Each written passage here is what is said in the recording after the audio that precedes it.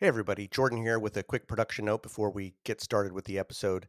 So, this episode is our very first and maybe our very last episode that actually has a video interview as well. So, if you'd like to see our dumb faces and Andy Kerr's not dumb face, then why don't you pop over to YouTube and watch the episode there? Our channel is at No Means Nothing. And yeah, you can see the whole interview there. And I'll note that while you're welcome to just listen to it in your ears, it's more convenient for some, I'm sure. The last third, maybe just the end of this interview, Andy does some show and tell with us, which I don't know. It's probably okay audio, but it's going to be better if you can watch it. In any event, we hope you enjoy.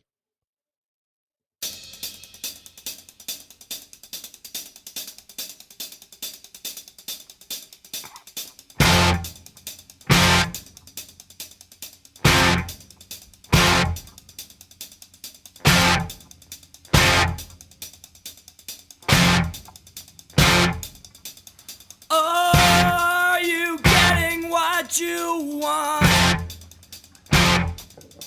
And are Welcome you back. getting No what Means you Nerds. need? No Means Nobodies. No Means No Nicks. To the No Means No Thing podcast. The podcast where three absolute, complete fucking idiots do their very best to find and decide the very best No Means No song of all time. Spoilers, there isn't one. As you can tell, some of you, you're actually seeing us here and you're seeing our special guest. Some of you may not know this, but you may just be listening to us without the knowledge that we're actually going to post this Who is this guy? on YouTube. So find us there. But that's all bullshit because guess what? We're joined in our various studios by Mr. Andy Kerr. Andy, thank you. Hello. Good morning. Good evening. Good evening, good afternoon morning. for people in Laos, I suppose. That's right. yeah. Yes, we are straddling time zones. Our lovely transatlanticism. Exactly. So some of us are up past our bedtime, and some of us are up very early. Some of us are just getting ripe. Some of us are just getting ripe. That's right. But we're thrilled to have you join us. Nice to be here. Yeah, of course, we've been wanting to talk to you for a long time. Of course, we've been chatting about the podcast for, I guess it's years now. Three When did years. the podcast begin? 2021. It No began. shit. January 2021. Yeah. Wow. Wow. So it's hard to believe. Yeah, I went back and was looking at early files for it, going like, "Holy crap, is that right?" So very long time. But we're in the home stretch. We've got one last season to go, so we got you in before the final curtain, which is great. And our usual bullshit here. Before we start diving in with any of our dumb questions, we have to know what you're drinking, Andy. What you got in that cup? Well, it's just past 7 in the morning, so I'm drinking coffee from our rockin' coffee maker, which Michelle will know all about, actually, because she has the exact same type of coffee. I've seen that coffee maker, and it is incredible. Yeah. That is an They've incredible. been around for coffee maker. years. They're, I wouldn't call them a mom and pop business, but they're a family business that's been around for ages. And while they do have sort of variants on their machine, their Mocha Master machine, they've pretty much made the same model with a few improvements since, I guess the 60s or 70s. And Wow. and so I am drinking that, and I'm drinking it out of my Canadian Erica restaurant ware stuff, which I love so much. Oh, there we go. Excellent. Sweet. Look at Erica that. Restaurant. Is that a Victoria joint? No, it was Erica was a brand, not a brand name, a pattern name for I think it's Johnson's. You would know this, Matthew. No, Russell's, not Johnson's. Russell's restaurant ware. And in Canada, and actually they used to have an office in Victoria where you could go wholesale and buy these when I was growing up. Corner but, Clark, Venables and Clark, I think. Yeah, yes, and Craig and I, our old sound guy, used to go from thrift store to thrift store looking for this, and he collected the blue stuff, and I collected the red stuff. So. Oh, how about that? I thought There you'd you go. stolen it or something from the restaurant. No. Okay. No, he did not All do right. that. Well, Well, excellent. I, as usual, I'm also actually sporting some coffee because I want to make sure not to fall asleep. But to balance that out, I've got my usual little dram of whiskey here. Swill. So whether it's peanut butter whiskey or not, I'll leave it to your imagination, Oh, listeners. come on. It's brown and tastes good. So that's all I'm going to say.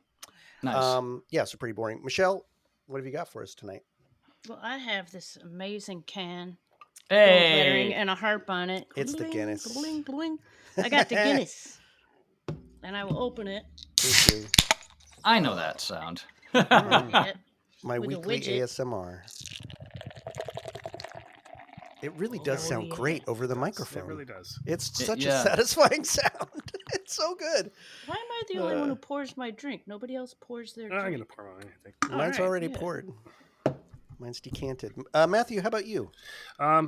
So I have always kind of been curious about this stuff. Schweppes? This is Schweppes Bitter Lemon. Bitter lemon. Yes. How great. Because that is actually such a thing here. Is it really? Yeah, it is. I see it around, and I never see it in like the Canadian supermarkets. But I thought it was like maybe sort of British, like maybe from Singapore or something like that. But yeah, it's probably really originally, yeah. But I love bitter lemon. I usually drink a Royal Club bitter lemon, but it's when I moved here, I don't think I'd ever had it before, and it's a normal thing that you find in supermarkets and cafes and. Yeah. What do you mix it in with a seltzer or a tonic or something? It's just a pop on its just own, straight. but it's like just straight drink. It is a mixer. I think generally it is a mixer, but it has. I looked it up.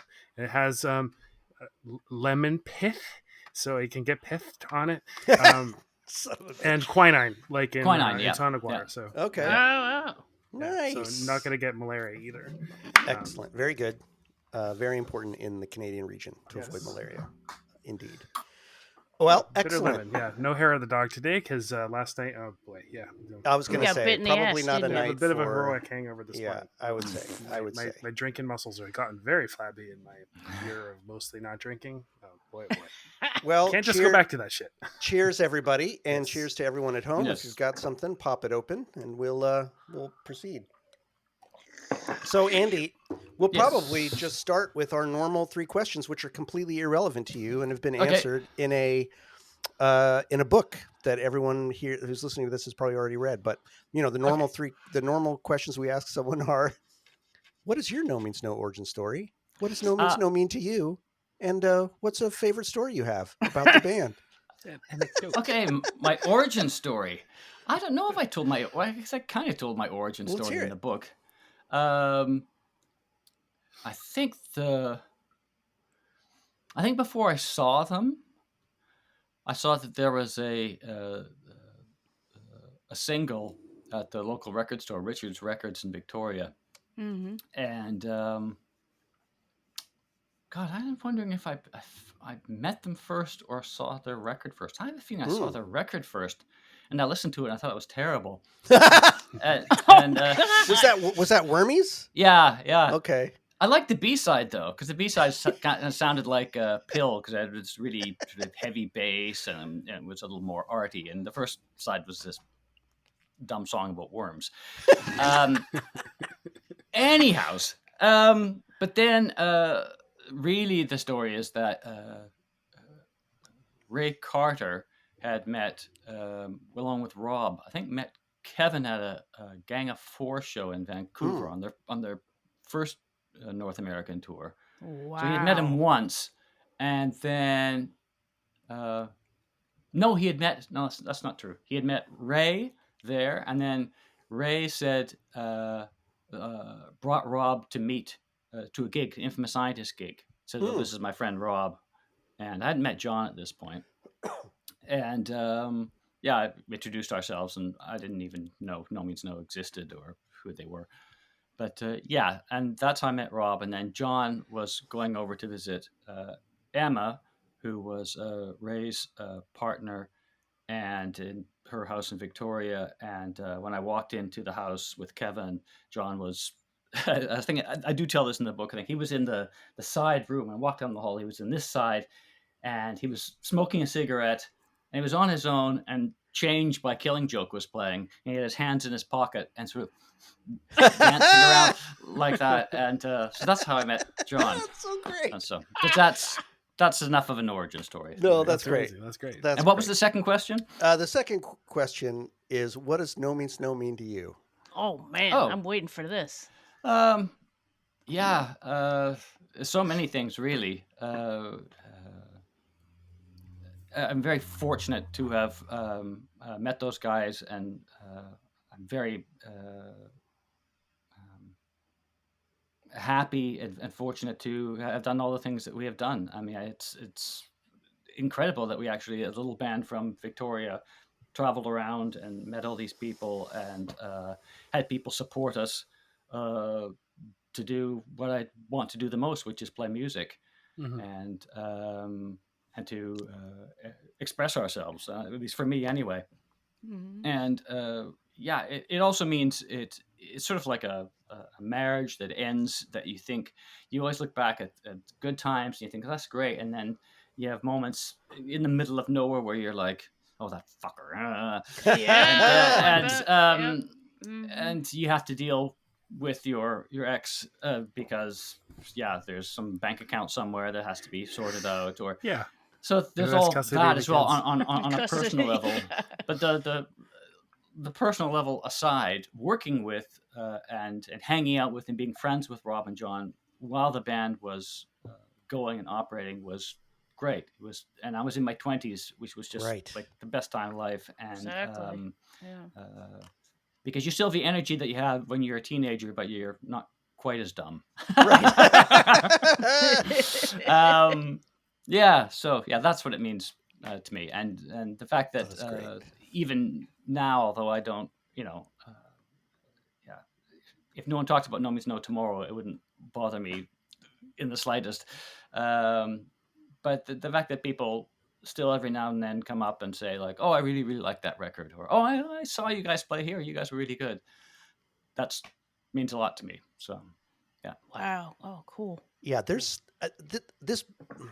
this band is going to remain in at least the consciousness of a good number of people for a good long time, Andy. It must be strange to.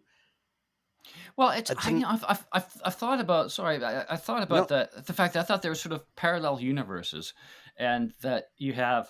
I don't know. Is there like the Jesus Lizard contingent? Is there a forum and a podcast for them? And the people are like, oh man, Jesus Lizard, man, they were so great. I remember seeing them. And I think there are, and there's people for Dylan, who have like 5 billion people, and not 5 billion. That would be really extreme for Bob. That would be extreme. But of the world. His fan base, and they talk about this and this. What do these songs mean? And share their personal stories. Wear the T-shirt. I don't know how many Bob Dylan T-shirts. I don't know if I've ever seen a Bob Dylan T-shirt. I don't think I've ever seen a Bob Dylan T-shirt. So yeah, and at least even from the people that are in our scene and in various sizes, you have the Alice Donut people, you have the Victor family people, you have there's the people who were thought Steve Albini was God, which he almost was, and Big Black, Sonic Youth, and on it goes. Who's going to do Minutemen? So you're kind of a world within worlds, and the No Means No world seems really special to me, and it is special. But I always have a feeling there's also all these other worlds out there for all these. At least I would hope so. Yeah, even if it's just 7 people sitting in a bar talking about the band that played one gig in their little, town somewhere, and they go, oh, I remember those guys, they were so great, and the drummer got so drunk he fell off the stage, and it was best night of my life. That's also a little group of people, also just as worthy. Yeah, for sure. Very, very obviously trying to downplay and homogenize the effect that that No Means No has on so many people. Of course, everyone has this. Everyone has this community. Everybody has. Well, what makes what do you think, Matthew? I mean, what do you think that for instance, what makes the people, not the band, but the people who like No Means No, what makes them different than say the people who like Sonic Youth or the people who like whoever? What do I think? Yeah. What do you think? What do I think? I I think that people like the idea that they have a sort of a secret band that they know is great, but those people don't know it's really great. And I'm going to tell them, but actually, I'm really happy to have it sort of for myself. That's what exactly. Yeah, I have that for bands, for like records I had. Like MX80 Sound was a band from originally from Indiana who moved out to San Francisco, and I was a huge fan. And I always kind of thought, these guys, I didn't even know anything about them, and they were even worse than Nomeansnerd in terms of, publicity photos and whatever. They were just, I saw a picture of them as like, these are just 5 guys. And, but I thought, wow, and I know how great MX80 Sound is. And my friend Scott knows how great MX80 Sound is. Steve Albini knew those. And every now and then, so, and it's not that you're trying to be selfish, but you do have the kind of neat feeling that you're in on something that is, and something that has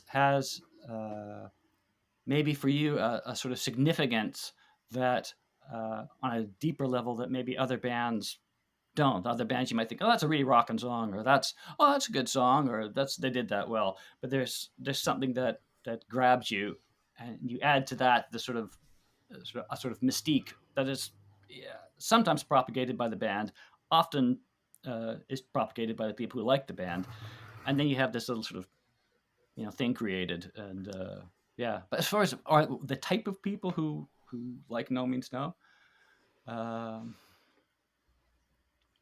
don't know. I always thought that when it's the band from the town I'm from, and before the internet and before I started doing a radio show at maybe it was after the radio show at CFUV, but I had no idea of the reach and the incredible similarity of the people who are also fans of Nomi. So it's such a strange thing to be able to just connect with them right away, and not about the band. And I have a feeling that it is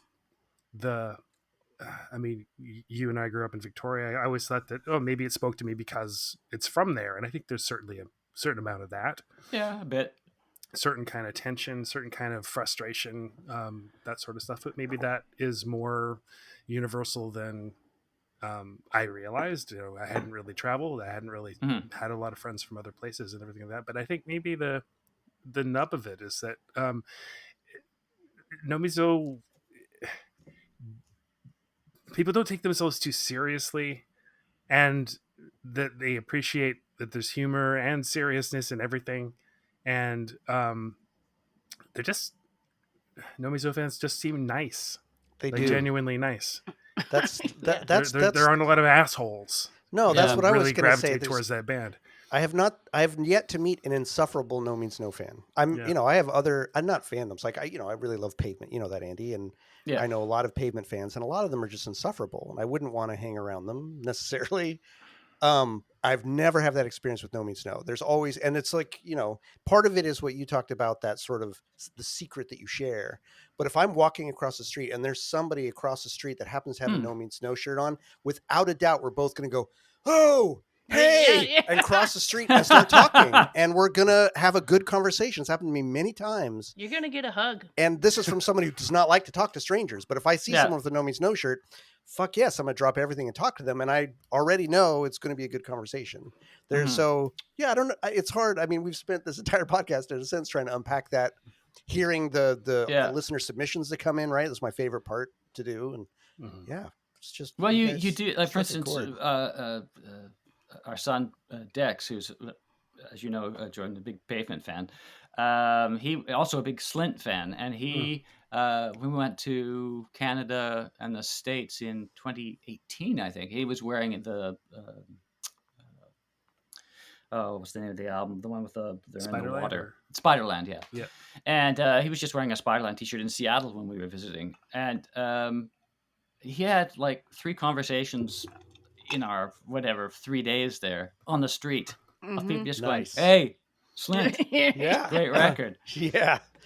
Yeah. And Slint is another band that has a sort of mystique about them that people are like, who are these guys? Why did they split up? And you know, where's this lake that they were in with their heads bobbing up? And yeah. Yeah. There are pilgrimages to that lake. Yeah, absolutely. Are there pilgrimages to the tower? I don't know. Well, now that people know what the tower is. Well, I didn't the even secret know. Is out. I mean, is that right? It's and I think it was you, Matthew, who said, yeah, I think it might be this, and then it was like, and then I did some quick, I don't know, things on Google Map and going, oh my God, that's like where Emma lived. Was like literally like a block away. It was like, okay. Yeah, when I went to Victoria between last Christmas and New Year's, I went to Victoria for the week, and Jason, bless his heart, he took me around to all the houses, the recording studios. It was a total the nerd Hollywood out thing. tour.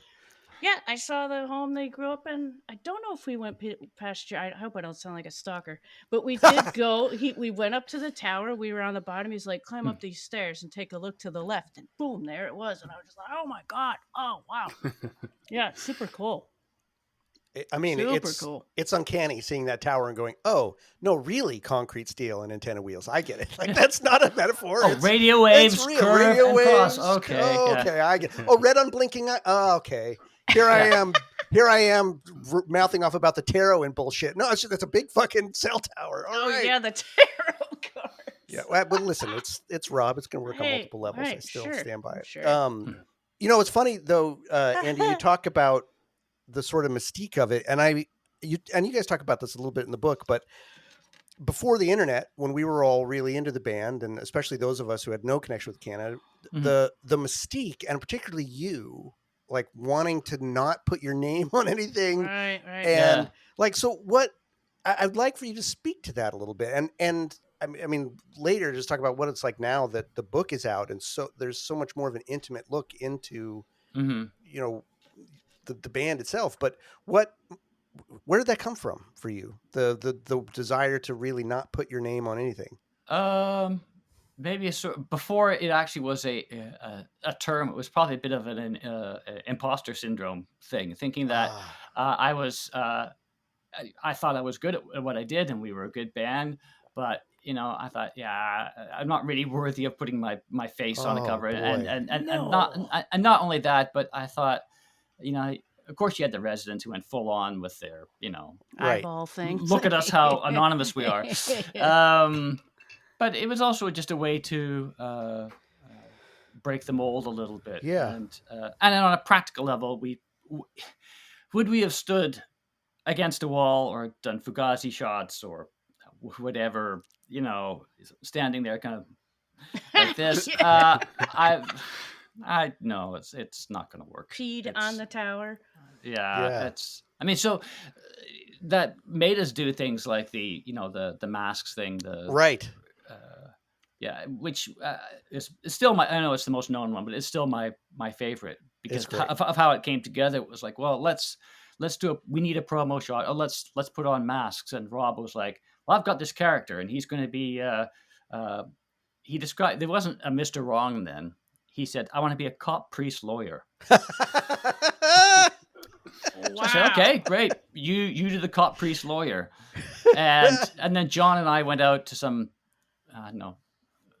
party supply shop, and I think it was Central Saanich or something like that. And John's like, oh yeah, you know, picking up masks is like, you know, for me, I probably would have been in and out of there in like 5 minutes. But John's like, you know, I don't know, this could be, I'm not sure of this material, you know, choose one. And so he chose the gorilla one, and I chose the cow one. And yeah. Wow. And there we go. Yeah. Well, I mean, it definitely, I think it, from wherever it came from, it really did add a mystique to it, right? There was just this sense of I often remember, you know, in talking to people who were, you know, the few people I knew back then who were really into it, not even really knowing whose voice was who, right? Like, what's that? That surprises me, because I think for me, I hear, I was in the band, but I mean, I hear very distinct voices. It's Rob, n- certainly. it's not that. It's not that we couldn't tell the voices apart. It was not knowing which voices were attached to which instrument. It was like Oh, I see. who's the Oh, guitarist's yeah. voice? No, your voices are all very distinct. I mean, sometimes maybe you and John in the early years we got confused, but for the most part, no, it's very distinct. But not knowing, like, does the guitarist ever sing? Is it just the bassist? Is Right. it? And then, it was just really, and then of course that was before many of us had ever gotten to see you live, so that I'm sure that would have solved the problem had we seen you on stage playing. Well, it also carries on from what bands like the Gang of Four did, which was they would play live, and the guitar player would sing, and the singer just did hit a microwave at the side of the stage, or the drummer came out from behind the drum set and sort of did a spoken word thing on top of this music, and the guitar player was on the drums, and this idea of mixing it around so you don't have always this, he's the person playing this instrument who always sings this. He's this. It's the same with End of All Things. People have asked me, well, why did you guys switch instruments? It's like either Rob or I in practice said, let's switch instruments. Like, okay, and it's just to change it up and get away from the idea of traditional roles in music. I think maybe later on that became a little more settled, and I think they found they were more concentrating on songwriting rather than experimenting with sound, which is something we did for better and for worse in the earlier years. Whereas the later stuff after I left was, I think, the sounds on the records were more sort of set for sort of per record, and the songwriting was more the focus. Right. Yeah, and you in the book you speak so fondly of those early years, right, in the Rat's Nest with those guys. Earlier, even, yeah. Or even earlier than that, right? I mean, the Rat's Nest wasn't the first place you guys were. So, I mean, it sounds like it was a fuck ton of fun to be playing with those guys early on. But which do you feel like there was one of the albums that you worked on that was sort of the peak of that for you, where you felt like the top of your game with them, where you were? Well, I think I really do think that Wrong is the best record. I know that's a classic case of the battle of the cool kids. People like go, well, I think Wrong's the best record. Well, frankly, I think that Asphalt really is. Now, let me just state my case here. But yeah, okay. I think Nomeansnerd, thankfully, we made a number of records which are pretty good. The record that I think for us that we that I don't think sound-wise was a success. We thought so at the time, but afterwards, the whole Small Parts Stay Everything sessions. I look back now, sound-wise, and think, wish I could remix it and all that. But in terms of the being in the studio and doing what we wanted to do and having control over that, and the effort that we put into it, and the songwriting, I think the songwriting on Small Parts and Day Everything is really, really good. Incredible. And I'm really so that's in a way I don't think it's our best record in my time, but it's my favorite record because I have very good memories of it. Right. On the other hand, I don't have such good memories of 0+2, despite the fact that people go like, "Oh, it's for me, it's either 0+2 or Wrong or something." It's right. I have such issues with that record, and but then I have to think, it's also there were personal issues in the band that were beginning, sort of cracks that were beginning to appear, and there was a sort of at that time anyway, a sort of separation happening between the members of all three of us, and it was becoming a recording where we were like, okay, we got these songs, we have to record them. And we kind of thought we were going to do something in between Wrong and Small Parts, and it didn't end up being one thing or the other. And a lot of people like that record, so that it's obviously it was a success in that sense. But no, my favorite one absolutely is the Small Parts and Day Everything songs. Yeah. I mean, it's not an uncommon thing, I think, even from a fan standpoint, to talk about the production of those two, right? Mm. And sort of a wish for I the grouse about it all the time. Yeah, for the engineering to be a little better. On the other hand, like I was just talking to Parker about this too, right? He considers those his favorites, except for the production, right? But the songwriting on those is so wildly creative in such an amazing way. I could see how that would be your. Well, it also comes from it's moving from the 80s to the 90s. And in the 80s we're still into listening to bands like, well, we're from the late 70s, early 80s, which is you record everything kind of dry in the studio, and then okay, now we add the reverb on things. Oh yeah. I mean, in the 60s people would just be in a room with reverb. Maybe they would be in sort of a reverb unit or something like that. They would add things like Motown, but generally speaking, it was the sound of the room. And then the 70s got into this idea of isolating instruments. I mean, early Black Sabbath records are an excellent example of Ramones' first album. Fantastic. But then by the 80s, you have people beginning to start to add things. If you look at the early XTC records or anything before digital reverb came in, and so that was kind of what we had in mind for Small Parts, which is you record everything really dry, and then it's like, okay, John would say, oh, I really want a sound to my snare drum, and so he'd work for 20 minutes with Cecil English, and like, it's like, yeah, perfect. Okay, now I want the toms to be really big here, and Rob didn't do so much in the bass. Rob just wanted to play his bass, which is typically him, but I don't think he has the best bass sound on that record. It's there, but he hasn't found it yet. I mean, it begins to really find it on Wrong, certainly. Yes. I think One has an amazing bass sound on it. I think the production on One is incredible, and it's great. In general, it's absolutely production is incredible. Absolutely, John's drums on One too. I kind of think, oh, yeah, great.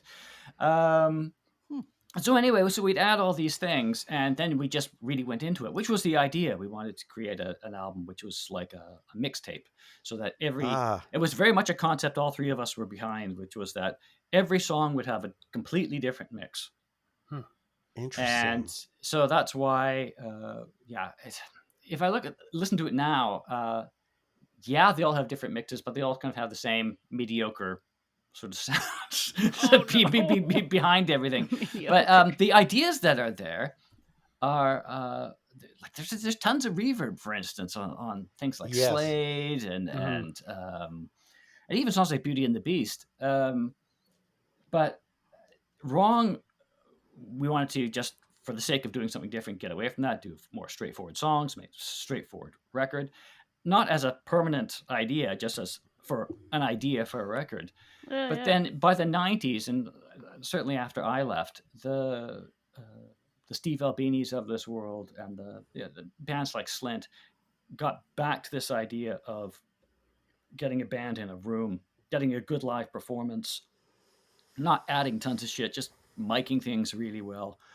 I think that's a good thing that happened. Unfortunately, Small Parts and Day Everything came just before then. I don't know what kind of record it would have been if we had recorded it like Wrong. I think it would be a very different record. And I don't necessarily mean a better record. Right. But it would be a very different record, I think. If Real Love didn't have these sort of, church size reverb things. Yeah. I don't know. I hesitate to think.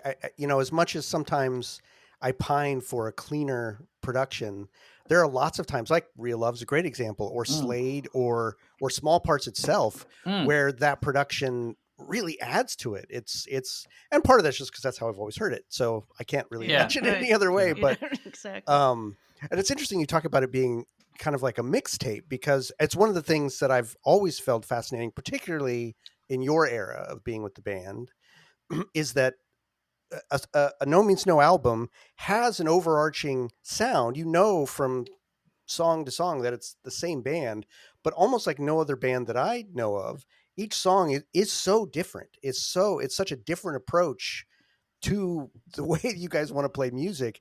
And it's always been this weird alchemy of how does it feel like a whole album that's really of a piece, but every song can be a real digression just somewhere else. It's quite something. Yeah, I think it's. I don't know if it really served us in the long run, but it's like Sex Mad is all over the place. I mean, Right. side 2 is really sort of lopsided in its way. It has these two out of 4 songs, 2 of them are bass and drum songs, and it has self-pity and revenge. It's like, what kind of song order is that for a second side of a record? And yet it kind of works in a way, you know? It really works. Yeah. I mean, that's the secret sauce, right? Like, it might not work for other bands, but that's what made you guys know means no. That's what. Yeah. That's why you've got a legion. Well, I don't know legion, but at least a posse of such dedicated very devoted nerds. It's interesting to think that after the year grunge broke, 1991, it's the same year that you left the band. What might have happened? They're just casting about for all kinds of bands. Showbiz Giants had a major label release. Yes. Like that. Yeah. But what might have happened? Was that sort of a tension? Was that any part of why you decided to go? I mean, in the book you talk a lot about just being tired of touring and all that sort of thing, but I wasn't really so tired of touring. I was more tired of we have, because it was a success, we actually got paid, which was like, wow, amazing. We came home with money after a tour. Wow, what a concept. Good. And and we didn't have to work. That was a huge thing. We didn't have to work. We could have, it wasn't much money, but it was enough that we could pay our meager rent. So it was great. But then I think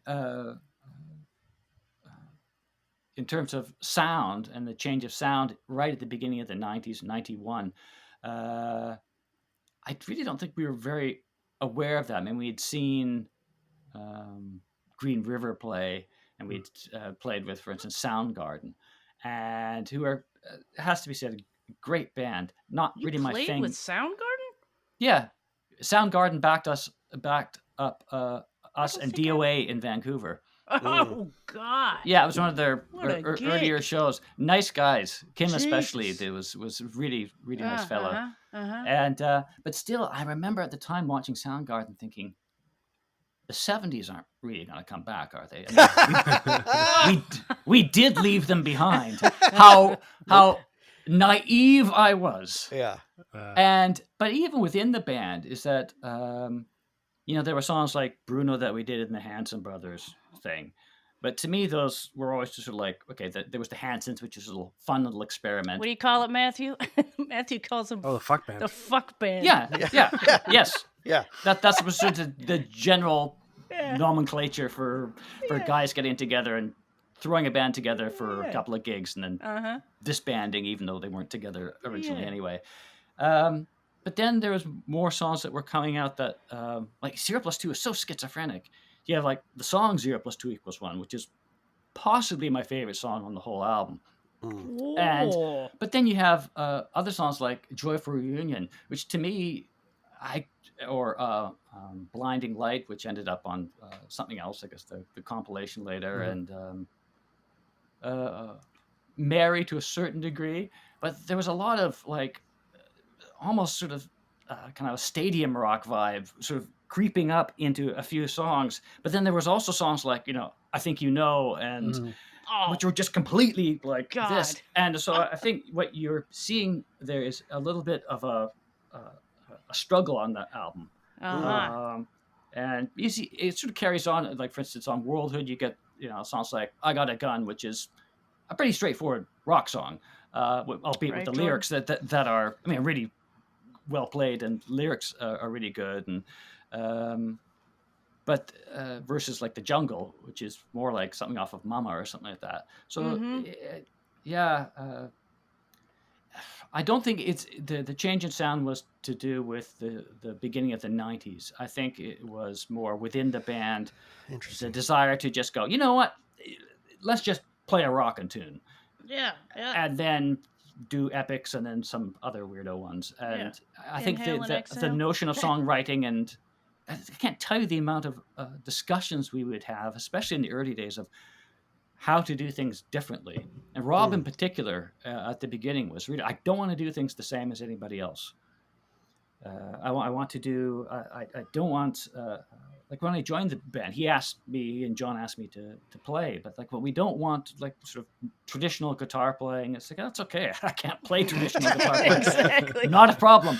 But I think that once a band gets its sound, Right. which they do, then you're sort of confronted with this thing that's like, oh, well, this is now the No Means No sound. This is the No Means No bass sound. This is the No Means No guitar sound. This is what people expect from us. Whereas at the beginning, no one knows you. No one expects anything from you. So you have the freedom to simply do whatever you want to do. And of course, you have that freedom later on. But there's, I think that it's, just in your head, you start. You start thinking, oh, this is a typical No Means No song. I can do it now. I can pick up a guitar and think, oh, what's a typical No Means No riff? This sort of thing. Gotcha. Whereas in 1984, I wouldn't have known what to play.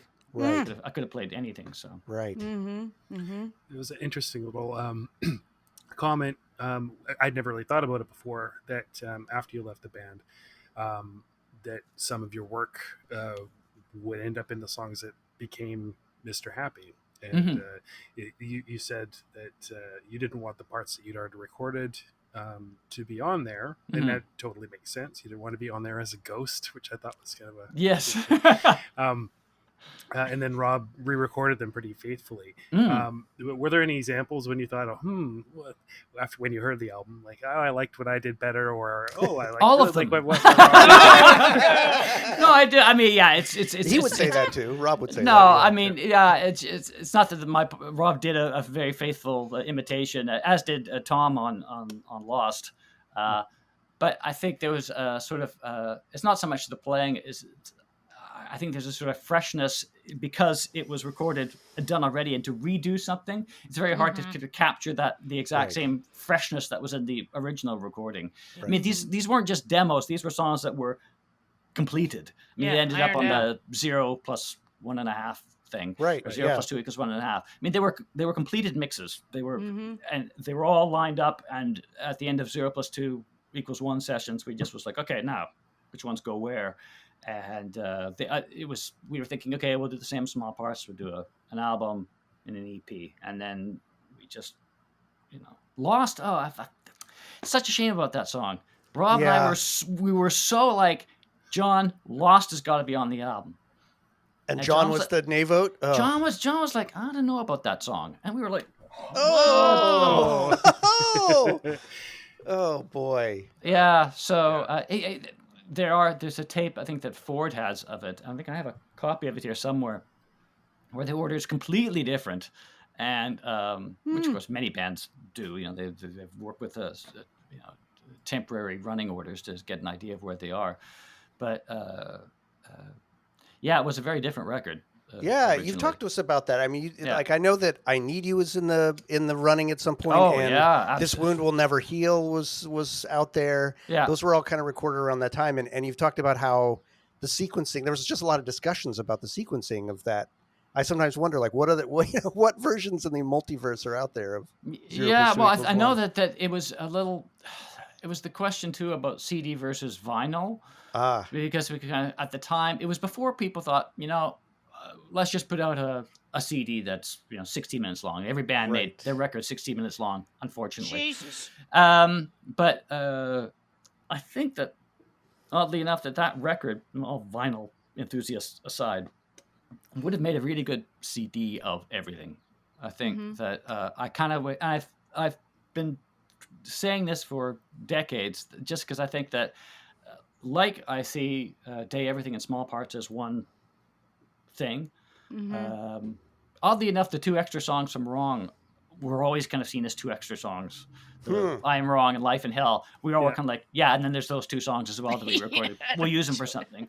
But Small Parts and Day Everything was like, this group. And I think for me anyway, everything that we recorded as 0 + 2 = 1 sessions was also a group of songs. And I always felt it was just kind of a drag that they had to be sort of torn apart from each other. And in fact, at the very end, all the other records, Sex Mad, Small Parts, and Wrong, when we finished and we got our order, we were all like, okay, great, that's it. Now we've nailed it. And I remember happened? really distinctly at the end of 0+2 being in Profile Studios in Vancouver, and we were kind of like, well, yeah, I guess that's how it's going to have to be. Yeah, okay. Oh, It oh literally, wow. it was, and we were Wow. like, okay, well, that's what it's going to be then. Yeah, it'll work. It should work. Yeah. And there Huh. was none of that enthusiasm that we had of the other Right, records. right, So right. maybe if we had another month or two to sort Right. of listen to it in our cars and on our stereos Right. at home and think, no, this is what we should do. But we felt like a lot of things in the last year, like we were on the clock, and it was like, a little rushed. because of ourselves, not to do with any outside pressure, but that, oh yeah, well, we needed it because we're going to go to Europe this year in the fall, so we need to have the album out before then. Yeah. And I think, Yeah. hey, a lot of people love that record, so I mean, I love that record. Yeah. Yeah. You know, it is what it is on that front. I can What imagine do you from the do? artist, you're unsatisfied with it, but as a consumer, yeah, that's You that guys one hit could me fart right in a in the- microphone and we'd buy it. So Well, yeah, probably. You know, and we were while we're on that album, we just recorded an episode that had When Putting It All in Order in enough, and I went to go look at your corrections, and I realized we never got a correction. oh on that yeah, one. let's hear it. So I'm wondering if you have any insight into that banger, which I'm assuming is one of yours. Yeah. We were assuming that's one of yours. I think I'm sure I've talked about this before, but it's I was really into Wire's first album that time and the later Black Flag records, and I wanted to kind of do a song that was a mix of the two musically, and just really minimal and sludgy, and having this thing where the beat is really sort of tense, like small parts, like that opening and small parts where it's sort of there's a sort of tension Right. there. Lyrically, it sort of carries on from stock taking or tired of waiting. Really, it's it's Oh baby. it's when your life is falling apart and you're trying to think, oh, that's okay, it's just this, it's this, it's this. If I just do this, it's going to be okay. And someone tells you, you know what you need to do, okay, I need to do that. But of course, at the end of the day, you're sitting by yourself with your head in your hand, tears streaming down your face, going, I don't know what the hell is happening in my life. And that's what that song is, and that all the only so many words can be sung. Again, two lips. It's all the same sort of message. Yeah. Those are the ones I feel are really Victoria-y. Yeah. Wow. Suburban angst. Yes. Well, Yeah. you know, the songwriting is something. We're talking about why you guys have such dedicated fans. The songwriting is definitely a huge part of that, right? And I think all the songwriting of you, John, and Rob, so different and yet all so earnest and ironic in its own way. But I'm wondering if you guys ever, when you guys brought songs, did you guys ever just bullshit about what they meant together, or did you just play the songs, hear the songs playing, or did you guys ever talk about what they meant to each other or what you got from them? Us communicate with each other on a deeper right? level. I do remember on tour that Rob, after a show, came up to me and said, I think I figured out what junk is about. it's like, well, please let me know. No, not really. No, actually, if I look back at it, it's not like we talked about lines in a song. It's like, do you really need to say it that way, or why don't you try saying it a different way? But generally speaking, we left people's lyrics to themselves. Interpret themselves. Yeah, we kind of had pretty much an idea of what people were trying to say, especially considering that some of the songs are incredibly personal and in a way that no one is going to ever know. But they're, our reference to the tower is obviously very referential because of the thing, but I only found that out years later. Right. But things like Real Love and a number of other songs. I think, oh yeah, that's from that, or oh yeah, that. And so I remember that story, him telling me that story. But we didn't really talk about those sort of things a lot. We did talk a lot. We discussed things in practice and after practice. There was you have this sort of you play the gig, and then you have the what do you call it, post-mortem afterwards, after the gig. So you sit around and you're like, yeah, it was pretty good. Beauty and the Beast, it seems like we're starting it faster than we used to. And then the discussion begins, right? But even with practice, during practice, we'd have all these discussions about things, battles for various parts. And then afterwards, we'd go to Beano's. You remember Beano's, Matthew. And Well, there were a couple of them. Which one do we were? the one at Hillside and Douglas. That's what I figured. Yeah. What is that, like a diner or something? Beano's? Yeah, it was a diner. It was just so Denny's wannabe thing. Yeah. And we'd sit and we'd have our cheeseburgers and coffee, and after every practice. Right across from Coffee Max, was it not? Yep, indeed. Yep. And and then you'd sit too. and you'd talk about other things too, but often we just sit there and talk about, I mean, it must have been insufferable to anyone being around us. It was certainly insufferable to our partners at that time. Right. But yeah, three practices a week. Wow. Battle it out, say, why is that there? Mm-hmm. But in terms of, back to your question, I can hardly think of any instances where we were talking about actually the lyrical content. I think I did near the end when I heard how Rob did his delivery in Cat, Sex, and Nazis. And I said, I was saying to him, I thought, it seemed over the top to me. He said, well, that's the whole point. It's over the top. It's like, yeah, but I really think if you laid back, I think it would be more intense. And just having this, half hour discussion of getting nowhere. Yeah, but that's how I'm assuming that's how other bands work. We may have worked entirely different. We certainly had the freedom to say no and argue with each other, and without thinking, oh, we're going to hurt the other person's feelings, but also not being total jerks about it. Right. John and Rob went at each other more often than I can remember. As only brothers can, I guess. Hammer and tongs. Yeah. Most often it was like, if it was Rob with the bass line, he'd say, well, I want it this way. And John would say, okay, like this. So no, like this. He'd say, well, that's exactly what I'm playing, Rob. You told me to do 4 beats. Yeah, but not those 4 beats, like this. And I'd be sitting there like, I'm just going to go up for a smoke. I'll be back in a second. Yeah. Wow. Wow. That's crazy. Yeah, it's so interesting because the mythology, growing up with the band was like, ooh, they're 2 brothers. I bet one of the reasons the band is so good is because they're brothers. They're in such tight harmony and simpatico. And then talking to Robbie, he's like, no, the thing about being brothers is we could just fucking tell each other. Beat the shit out of each other. Beat the shit out of each other. And know that we still had to see each other at Christmas. So we just were free to, I mean, I think there is something to the concept that with brothers, I mean, you look at the Kinks. Even the Kinks now are talking about, you should maybe do a reunion, whatever, blah blah blah.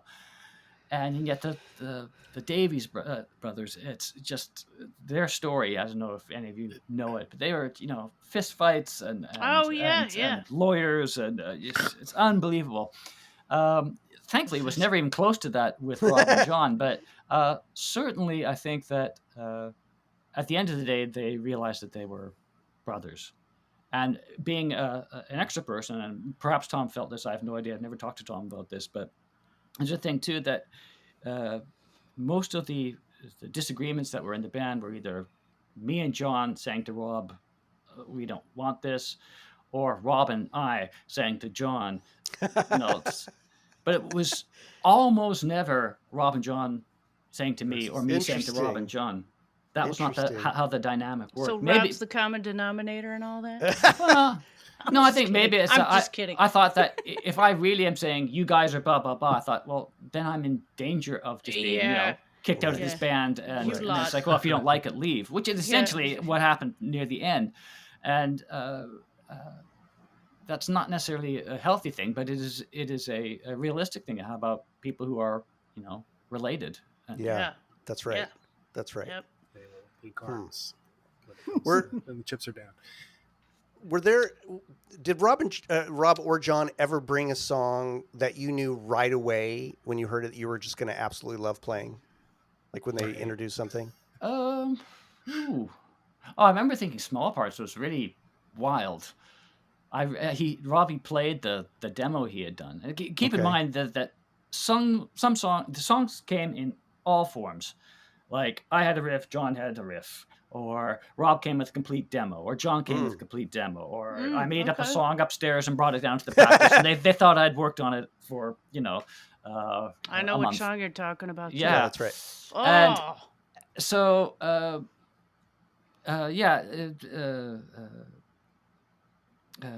me think now. What was your question? Whether there was any song that you heard, right? Oh, that yes, they brought to you yes. that you were instantly so, kind of so like small parts was when I thought, oh, this is going to be really fun to do. This is really going to be great. On the other hand, John played us the demo of Sex Mad on his little Mattel drums, and I was just like, you have to be kidding me. Mattel drums. Yes, Mattel had a little drum set. I think toy? John had, yes, He like had it had 4 pads, and it was like and somewhere out there, I don't think I have a copy. I might have. Weird. There's a demo of Sex Mad, which is like this little sort of farty, bassy keyboard. that's brilliant. And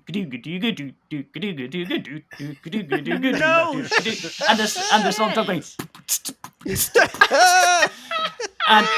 And I'm thinking, John, this is after we've done like Body Bag and Manic Depression, and then he's like, this is my new song. I'm thinking, like, what?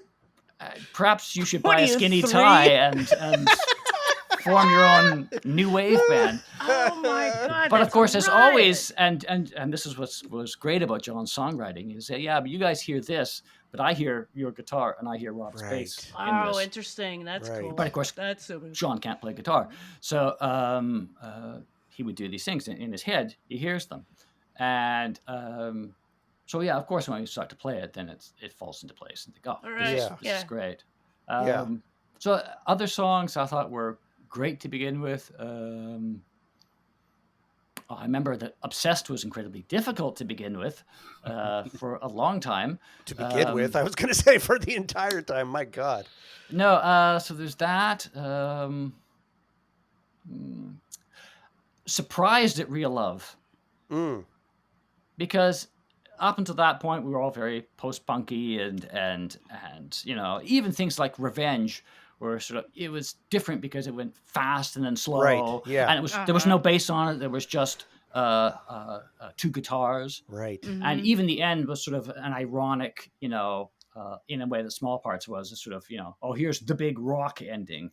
But then Real Love was kind of like, no, this is a big rock song that has 3 chords and lasts 10 minutes long. And yet the lyrics were so compelling. And the actual song itself was so compelling that we just got on board. John never has a problem with this. John's like, rock out? Sure. What do I need to do? Let's go. Wow. But for me, I thought it was, considering I started with the band, it's like, I don't want traditional guitar. I want to do something different. I'm doing, Body Bag, Pity, what kind of different type of solo. And suddenly I'm doing bah, bah, bah, bah. So that was weird, but also great at the same time. So interesting. When your guitar playing, you talked about how you guys, Rob and all of you, intentionally wanted to do stuff that wasn't usual. I've always kind of wondered for your guitar playing because it is so unique. That like take to take, how different was it for you? Did you get into a groove with? Clearly there's some of the licks, there's some of the parts that I'm sure were mostly always the same. But how messy and different was it from take to take on those songs? Oh God, I would love to hear those. Well, no, if any time there's like, okay, do a solo bit, I either didn't want to learn how to play solos, or thought that I couldn't play solos, or. But solos in me were always just like, okay, do something, and I kind of give myself a rough idea of how I wanted to, where on the fretboard where I wanted to go, and just sort of make it up on the spot. As a result, my solos are sketchy at best, but there's some nice moments in them for sure. But I also thought that a really sort of worked out solo, note for note, didn't really serve the band's sound. Really, it needed a sort of a random element and sort of chaotic element. I wish I was more talented in my chaos, but it's that you didn't have, okay, and now here's the solo in the middle of whatever Dark Ages that everyone's like, and everyone's, no, that's not going to work for that song. Well, you did nail the solo in Two Lips, Two Lungs, and One Tongue. That one for Yes. sure is Yes. nailed. But I mean, it's hilarious. I'm sure Michelle, I'm sure everyone out there is feeling the same way for you to be self-deprecating about your solo and guitar work because it's absolutely crazily iconic. Look at her. I'm gonna play my favorite solo right here.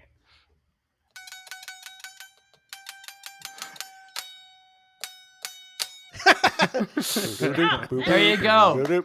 Yeah, I found That an is interview, so ridiculous. Andy, that you did. You would have been around 26, I think, is what you said. And you were talking about your solos. They asked you that very question. It was Radio Ljubljana, I think. And you said, "Yeah, I don't play solos the same way because I can't remember what I did." Yeah, absolutely.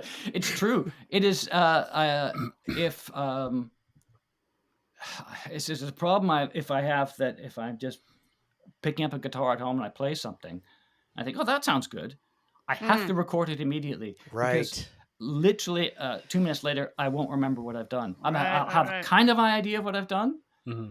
And so what I've been doing in the last few years is if I'm playing and I think, oh, I kind of like that, I quickly grab my phone and I just put on every phone's got sort of thing that you can just record it. The record button. Yeah, so I just and don't plug anything in and just quickly turn it on and just I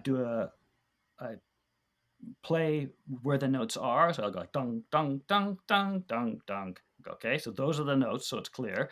And then I do a slow version, so I'm like dung dung dung dung dung dung dung dung dung dung. And then I think, okay, and I go tick tick tick tick da da da da da da da da da da da da da da da da da da da. Good. And then I can come back to it later and go and learn how to play that. Right. And then say, okay, and then it goes with this or add another part to it. But if I don't, I literally will forget it. That said, I remember once I've got something down, I will remember it forever. I can play almost all No Means No songs just out of my head, even though I don't play them at home. But if I do, for whatever reason, have to play them or decide to play them, if I'm trying out a guitar amp or something like that, and then I think, okay, I'll play that song. They're all there. Whereas Rob, if he didn't play it for like 6 months, he'd be like, okay, Victory. That's what he said when he came home from tour. He would put the bass down and he wouldn't touch it. Yeah. And then he'd be like, okay, Victory, what key is that in? Oh, wow. Yeah, which explains like something we always used to talk about, those of us who would try to go see as many shows as we could, why the sets were usually so similar show to show, right? That there wasn't a lot of mix-up. It's like, well, Rob only learned like a set of songs. You can't go up and ask for a song out of the repertoire of what he's learned. Yeah. Interesting. I mean, I think it's, not to blow smoke, but it's to the music's credit, I think that approach, that there's something so immediate in your guitar playing in every song that is so different than how most bands approach it. That's, to me, was always one of the great draws to how the guitar textured and played into the music that made it so unique. And the fact that it was you never knew where it was going to go next. You can't most riffs, there's something in your guts where you kind of know where it's going to go. And with No Means No, that was never the case. Our son Dex said a few months ago, he was talking about what he didn't like about a particular band. I forget what band it was, but he said so many bands are so tight at what they do. And he says, I think that a lot of rock music should sound like a car racing along the highway, but the wheels are just about to come off. That's right. And you can feel them kind of wobbling a little bit. That's why he and I both love Pavement so much. It's because that's Pavement in a nutshell. They're like absolutely that band. Yeah. That's interesting. And yet with No Means No, what is so different about that is that there's also this supreme tightness behind it, right? You've got John who's always holding it together, but you anyway. Yeah. Well, that's the nice thing if you're really confident at, and we were all very confident of what we were doing, especially with John's drums, which are just so solid that it gives you a sort of freedom because they're always there. Right. So you can, if you heard Rob's bass and my guitar in isolation, not just live, but probably even if you heard them in isolation for the recordings, it's not super tight. Wow. It's a little wobbly, and live in particular. We had songs where we found out afterwards we weren't playing like the same notes. It's like Rich's like, what do you mean you play it like that? I'm hitting the F, or I'm hitting the F sharp. Of course, it's such a cacophony that no one knows, hears it, or cares. That's hilarious. But John is there as the sort of rock, so that allows you to gives you space to do stuff for Rob and I at any rate, and John too could sort of ease off on it and then come back into it and so be super tight if he wanted to, and that's a great way to play. I mean, there are other bands like early Black Flag that is just like really is like a car with three wheels careening down the road. Great, absolutely great. These lurching things, and Greg Ginn's impossible guitar solos to this day, I think it's impossible. How is he doing this? You're right. We were tight, but at the same time, I think there's having a little bit of chaos and a little bit of chance, looseness and chance. Gives an urgency to the music. And I hope that we were a very urgent sounding band. Yes. I think I've used that word once or twice to describe certain songs for sure. One of it. I love it. I have also just used the car that's about to fall apart. Yeah. Definitely. I mean, that's one of the, go ahead, Matthew. No. So that's one of the real gifts for me of the Live and Cuddly album. I'm so grateful that's out there. Having come to the band after your era, unfortunately, in terms of, I mean, I was there for Wrong, but I never got to see you guys live. So to have that energy captured and hear that sort of freedom and tightness live and realize, holy shit, the power that you guys had. I mean, that's probably in my opinion, one of the best live albums ever recorded. It's what a fucking gift. It was really nice. The people at the Concurrent in Amsterdam who had been distributing our records. And we knew Hetty and Ingrid, who's my wife, and Jos from the X was working there, and so all these people, great organization, and I don't even know who came up with the idea first. Maybe it was Dolph, who was not Dolph the promoter from Germany, but Dolph who had was sort of the Scott Henderson of Amsterdam and Scott Henderson. Yeah, seriously, they share a lot of. Every town's got one. Yeah, and he just recorded everybody. I mean, great. Everybody. If you were a punk band in the 1980s, hardcore band, you went to Dolph Studios. Oh man! And recorded for next to nothing your 7-inch. And came up with this. He came up with this idea of like, okay, well, maybe we could record a couple of shows, and we were like, oh, okay, that sounds like a nice idea. So I'm really glad that we did it. I'm glad there's a live document of it. The videos to be honest, too. I listened to it a lot when we were, of course, mixing it and doing it. In fact, I have the tapes. Terry from the X a couple of years ago gave me the for one show. I have the big Ampex tapes. Oh, over there wow! They're in my closet over there somewhere. Yeah, and so I have also on DAT. I have the unmixed versions and stuff like that for both of the nights. But I'm really glad that we did it. But I haven't listened to it. I imagine I never listened to Nomeansnerd records ever.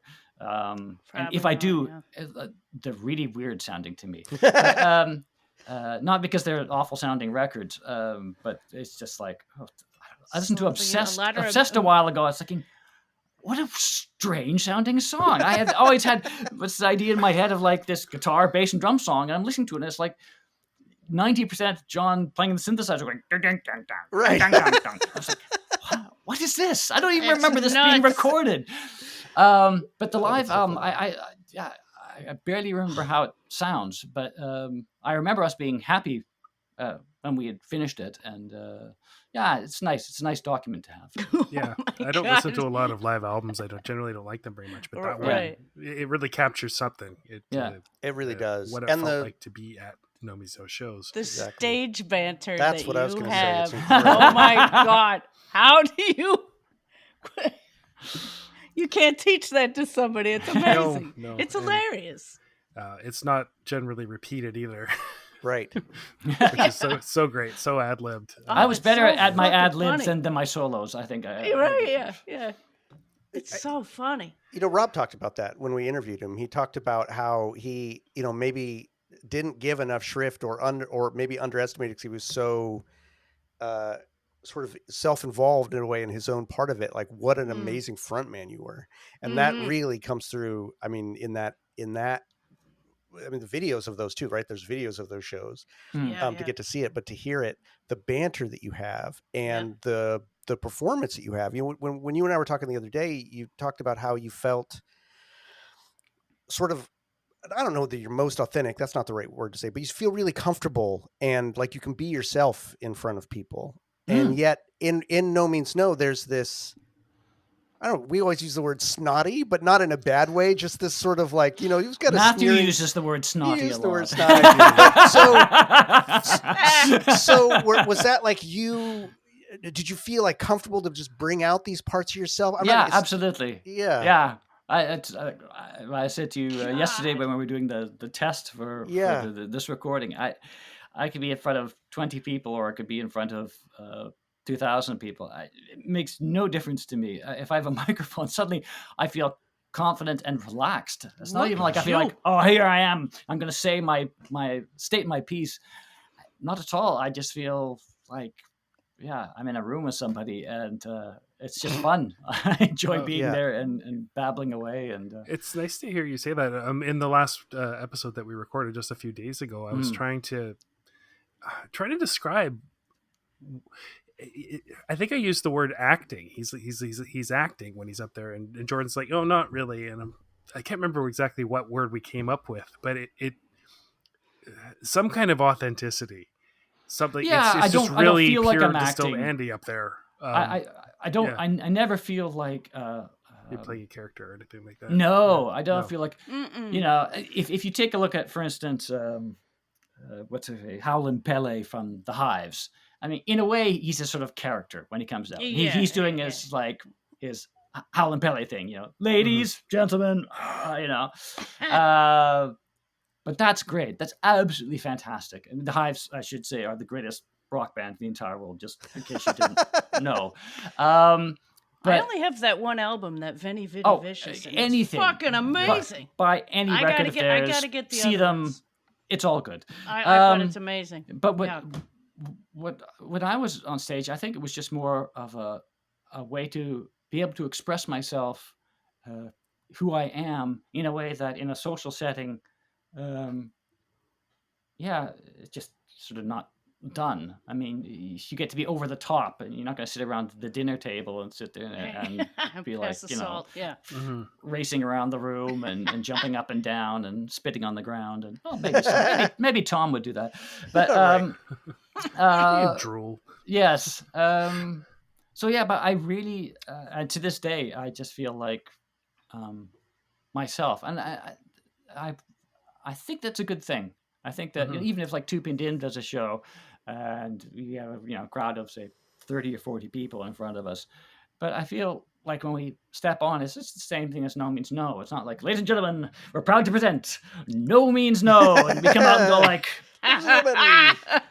This is what always used to bug me a bit about John when he would sort of announce songs in a sort of like a not a radio voice, but he'd say, "Well," because we'd be catching his breath. Right? Well, this is a song from our last LP on Alternative Tentacles Records. It's the first song on the album. I think you might know it. It's called Sex Mad. Right? I'd be like, John, just play the song.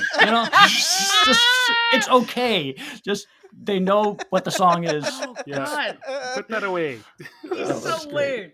Yeah. It's great. He's still doing that in Dead Bob shows, so it's fantastic. He's Yeah. so weird. Yeah, yeah. So talented, though. Oh my God. Yeah. I Well, didn't it's funny, do it. the story you had about him picking out, in the book about the drumsticks. Right. Oh, yeah. I can't. And yet I've can't talked to stop other thinking- drummers who are like, oh, yeah.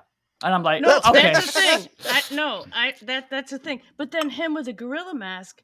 It's funny. Like, Dead Bob stopped here at my place to. What did he call it? He called it a muster station. I never even heard that word before. But I found out from the merch guy that John, the guy who wants to roll his drumsticks, wants to pick out the great gorilla outfit or has to have a half hour to order his food. He wanted to stop at a mobile station for coffee. Like, who gets coffee at a mobile station? Like, that's going to be the shittiest coffee, right? Yeah. Yeah, Yeah. But then Discerning, but not in everything. that's right. Well, That's oh right. my God. No, he's just very specific. I think that's, in a way, he's not But autistic. coffee? You don't He- fuck with coffee. I mean, you don't Well, you get don't. coffee at a mobile station. he would bring that to like Rob and I would be like, that's fine. Like when we were recording, it's like, yeah, great. You can hear your snare, or it's like, yeah, my yeah, guitar, yeah. My guitar sounds fine. Right.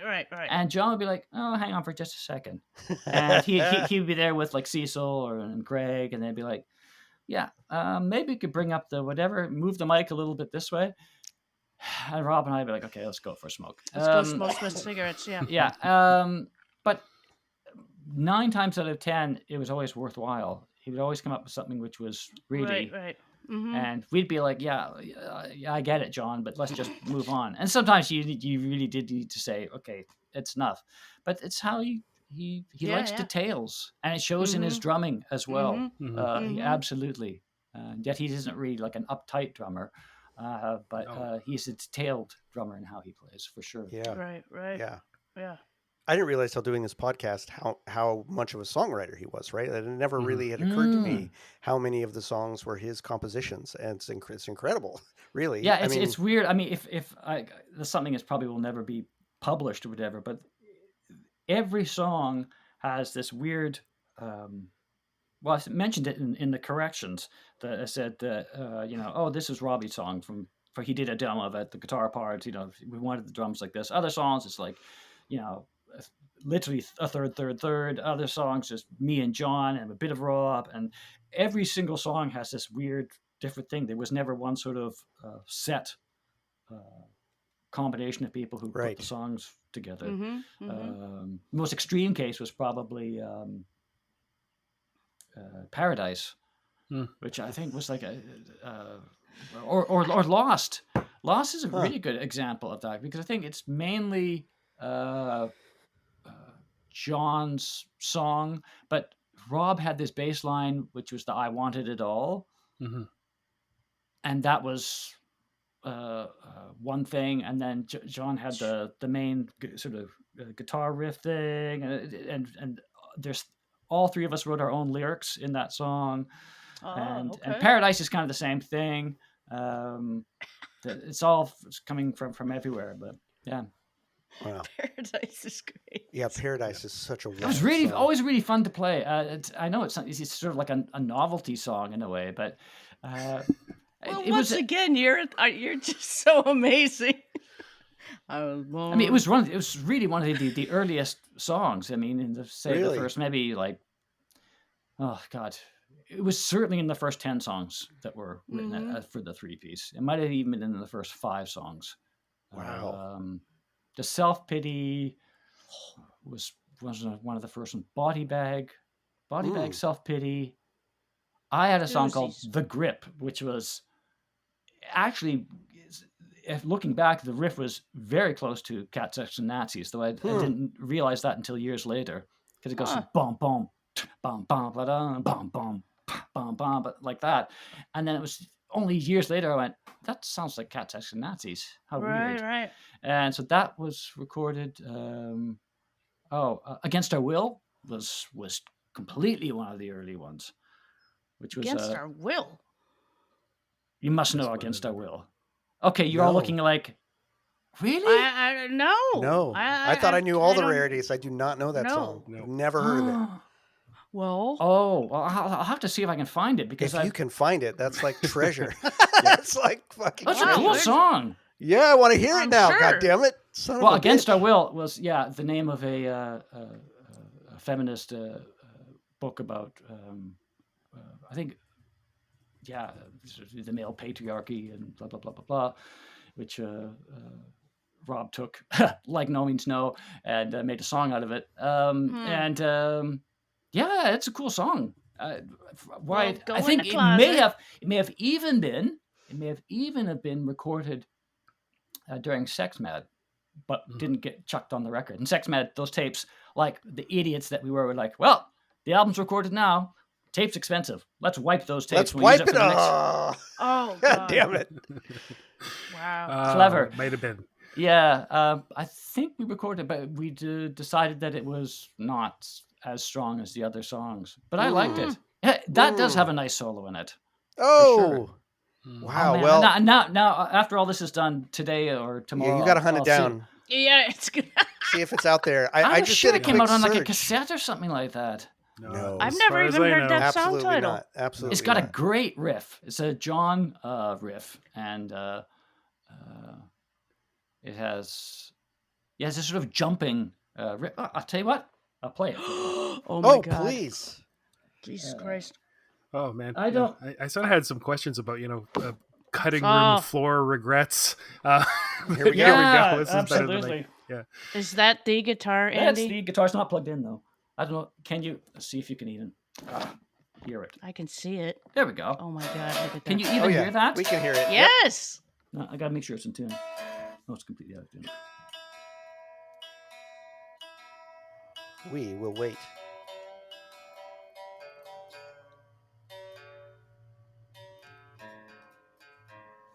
Oh, my fucking God.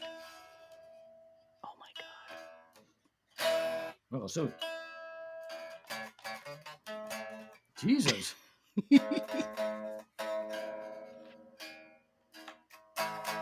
Anyways, the riff was, Close enough. I can't remember what key it was in though.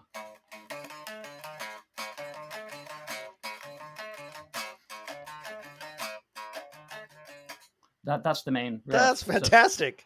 So, yeah. There's my but the other tritone in parts, there. I hear it.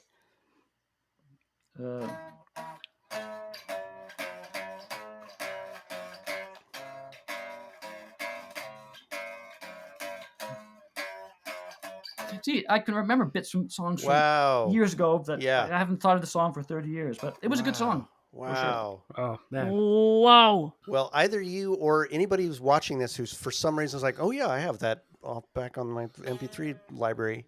This has got to get out there. LimeWire. Right, LimeWire.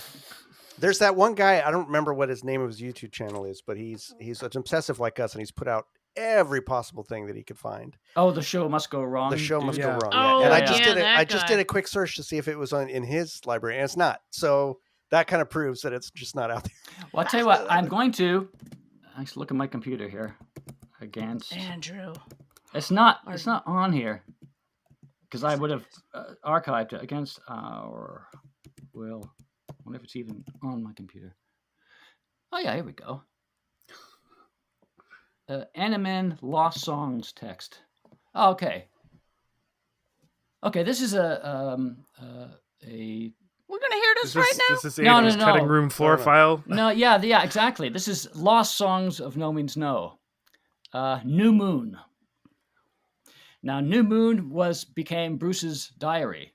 Oh, Okay. Yep. Okay. Yep. Right? So, in Bruce's diary, and it goes, do, dun, dun, dun, dun, Yeah. dun, dun, Yeah. dun, dun.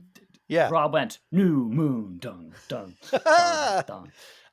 Babble to the Rabble. Unfortunately, no recorded version of that exists. I've heard of that one before. Yeah, that's when I was playing, because John and I bought a set of timbales, Mm. which were used, and this was a sort of a dance song, kind of like Beauty and the Beast in a way, and it was bass, drums, and timbales. Wow. Wow. And it went babble to the rabble, keep them hypnotized. Babble to the rabble. Oh,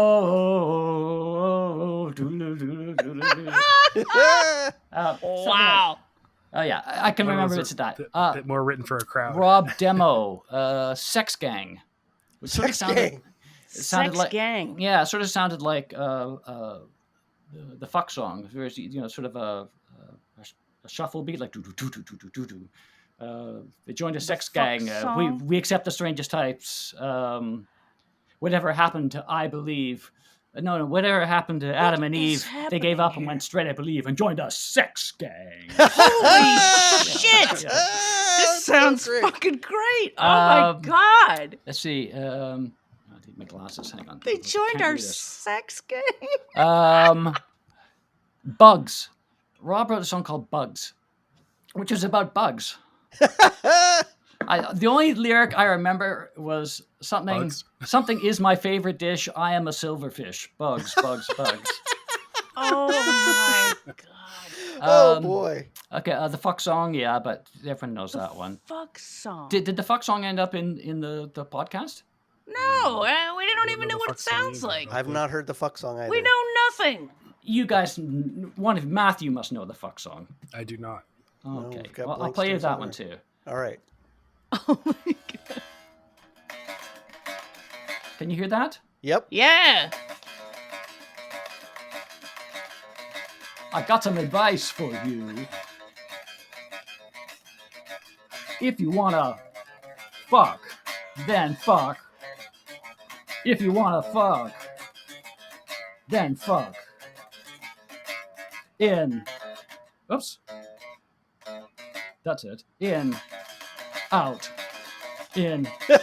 Out. With the memorable lyrics.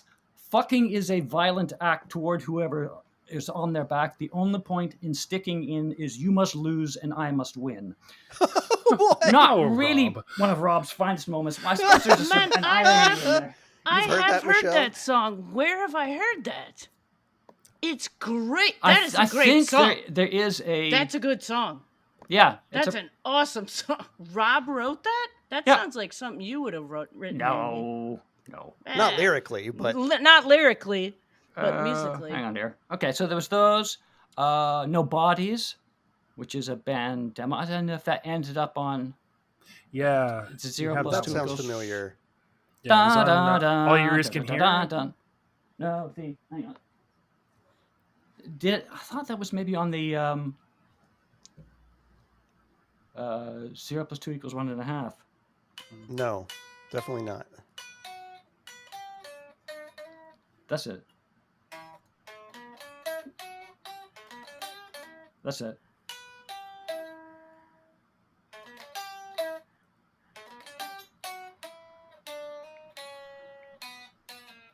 Something like that. I don't recognize that at all. No. That's it. That was the bass line. That sounds like King of Four. Anyways, and it was a John song, and John sings it. The Grip, which was something like...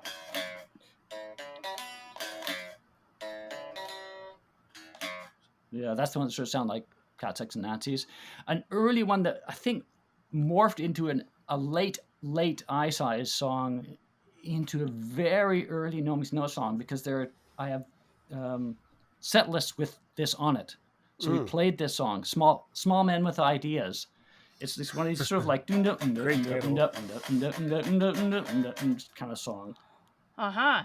It's like, oops. No, it sounds amazing.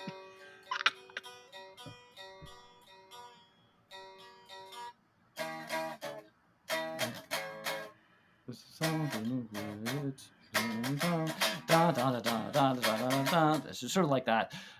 It's quite up tempo and very completely like something that would have been in from their 4-track time, like a John song. A very, very John, very pop, very new wavy.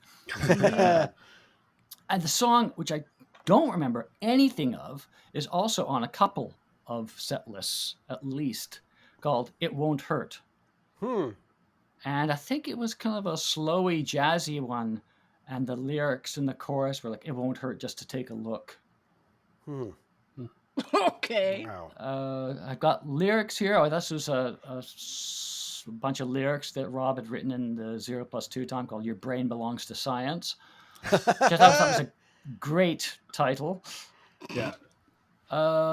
Yeah. Now It's Dark. That's that one. Glass and Stone. Did that ever get made into a song? I've not written. No. It's maybe White Stone Eyes. Is it a Dead Bob song? No, there's no connection between those two.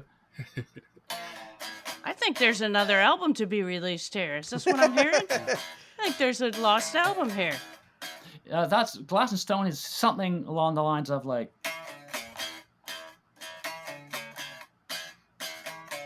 which is again is the classic Nomeansnerd. You can just put that together in any order what you want. Yes. Well, you gotta add a hefty sprinkling of attitude. Yeah. So see, I'm sorry, I'm not looking at the camera here. I'm looking at the list here. Flesh and Blood, which was sort of like a what do you call it? A 6/8 song. It's like I'm falling in love with the flesh and the blood. I'm falling in love with the flesh and the blood. And that was a demo that Rob did probably in the early days of the 3-piece. Though I don't think it ever made it to even the practice space. Like Bugs. Bugs was just him and his 4-track at home doing stuff. Oh wow. There Is No Other, which is may have even been before my time. Yeah. Wow. That's incredible. There is no other. Is this like 8 songs we've never heard before? This is nuts. Something like that. I mean, I will say Against Our Will actually does have a complete demo version of it. So, Work, which became Madness and Death. Oh, okay. So it's Madness, the main thing of Madness and Death. That and the chorus was so I work, I work. But I forget what the other lyrics were, or even it could have been that he just had the idea for a song called Work, and then we had a chorus for it, like Zombies. Zombies became this live chant. Either Rob wrote it or John wrote it. And originally, it's on set list. It's just zombies. And so what it is the zombies is the bit in Cat, Sex, and Nazi. Yeah, right? Zombies eat human flesh. Yeah. Yeah. And John would just go dum without any bass or guitar or anything. And we do the zombies eat human flesh, just sort of as an extra thing. And the last one I've got noted here is something called No Memory. Did the Hanson brothers do that after I left? I don't. I have all their albums. They have a lot of songs about being stupid. This. Matthew. How about? It's like, I have no fear, I feel no pain, because I haven't got a name. When I think, I draw a blank. Is it Henry or is it Frank? No memories. That was one of Rob's. That sounds like a Hanson I don't song, know that, but it does sound like. They should have recorded this. That thing about when I think I draw a blank. About I have no name, but when I think I draw a blank, is it Henry or is it Frank? Is it Frank? Absolutely fantastic. Jesus Christ, what just happened here? That's fantastic. There we go. Now I can see you all again because I had the thing on my screen here. But. Yeah. Well, I didn't think we'd get that deep dive into the cutting room floor. That's fantastic. What was your third question? Who cares? Jesus Christ. I think the whole interview has been the third question, which was favorite stories. So I do have a surprise for you guys, though. Uh-oh. Yeah, and it is a surprise. Because... Oh, my God. What is it? This is my special bag I've created just for today. I took a random bunch of No Means No Things. This is completely random. And I will reach into this bag. I'll show. Oh, nice. And you can ask me what you want about what's in this bag. Okay. Okay. You can see. I can show you. It's filled with. Oh, look at that! But I will Look at do that it grab bag. completely random. Is this I'll happening try not to me? to grab right in the middle. Okay. What do I have? I have a poster of Go See No Means Whoa! Holy No. shit! And why this corner is missing, I don't know. Primus. Oh, the Beatniks. Beatniks Yeah. and Primus in Holy Santa crap. Rosa. Check out Oh, these my backyard. psychedelic. There Holy you go. shit! Yeah. Oh wow! $6. Jesus. Oh, you know what? $6. Someone just posted a different poster to that same show Okay. on the No $6. Means No message board the Well, other, there or we not go.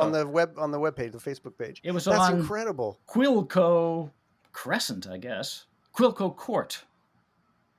So that was super early Primus, right? Like you guys you Yeah. didn't play with them in the Wow. 2000 show. I guess they played with them Well, again, but Primus is above Victim's Family here. So they're not. okay. But Primus. We played early shows with Primus, and when they were just a band like Victim's Family, basically. Yeah. The pre MTV and even pre first album, I think. I think they had a cassette out and stuff like that. And I like the idea of playing with beatniks too. Yeah. Oh, the I Beatniks were learned- great. It has to Yeah, be said. Michael Franti, a big fan of his. I learned about them through listening to you guys. I'm like, well, who's this? Yeah. Who's this band? And I had their one album. Did They they have only the- release one album? And they had that song on the Virus release too, right? Yes. Yep, that was cool. We It's played great. about, I don't know, like maybe 5 or 6 shows with them, sort of like a mini tour in the Yeah. Midwest. And great. What a Terrific voice! band, That guy's got a fantastic voice. Yeah. Yeah. So that's that's That's number incredible. one. Let's choose something Wow. else, shall we? Yes, reach in the bag. Okay. I love this. I really am trying to grab something. Don't know what this is. This feels very funny. Oh my god! Oh, is this a poster of ours? It might not even be a No Means No poster. So if it's not, I think it's a poster. Oh, it is a poster. Oh, look at that. That's the Okay. Singing of Potatoes poster. I can see it. Well, somewhere. Holy This is crap. probably a 2-night poster. This is somewhere. Whoa. Where's this? This I is don't in- think Jason has that thing. Hamburg. Is it? Oh, yeah, right. Well, the Arm is from Hamburg. Arm are a really good band from Germany that we traveled around with. And Wow! Look at that! yeah, we played so Look many, at that! we played so many places over here, Mm. and so many nice people. It was such a mind-blowing experience coming for the first time. I mean, not only because the first time I thought, how do people know our music? Right. And AT was still kind of a thing then. Right. Yeah. And the Dead Kennedys had split up, but we were like, oh, they're the next band on AT, and Sexman had got around, so yeah, Concurrent and booked us shows at a festival here, 4 shows, and we got paid and we got treated like we dealt with sound people who said, so how much bass would you like on your monitors? Like this? Do you want it any louder? Yes. Like that? That's fine. Yeah. And then it's okay.